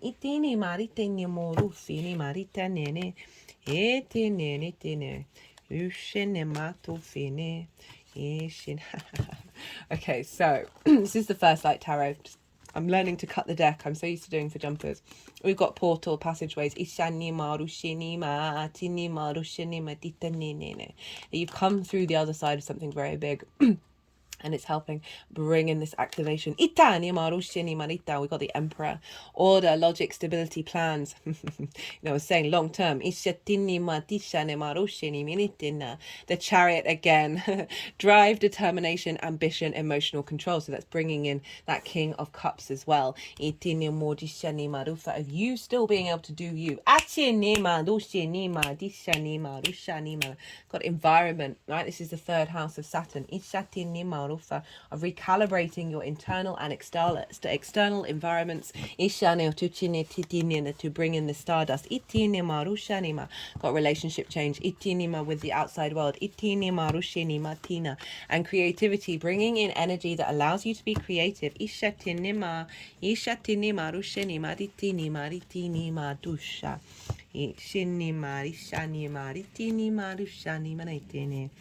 And adventure. Right, that's all pretty self-explanatory, I feel there, Capricorn. I'd love to hear from you if you resonated with this video. Don't forget to hit the like button. If you want a personal reading, check out my email address in the description box. Send me a line. Let me know what you're putting feelers out. I like to tailor to the client. So give a little description about what you're looking for. And I love to really sort of, there's so many different modalities and bringing it all together to suit the needs of your client. So be good to yourself, Capricorn. Be good to those around you. And most importantly, be well until we meet again.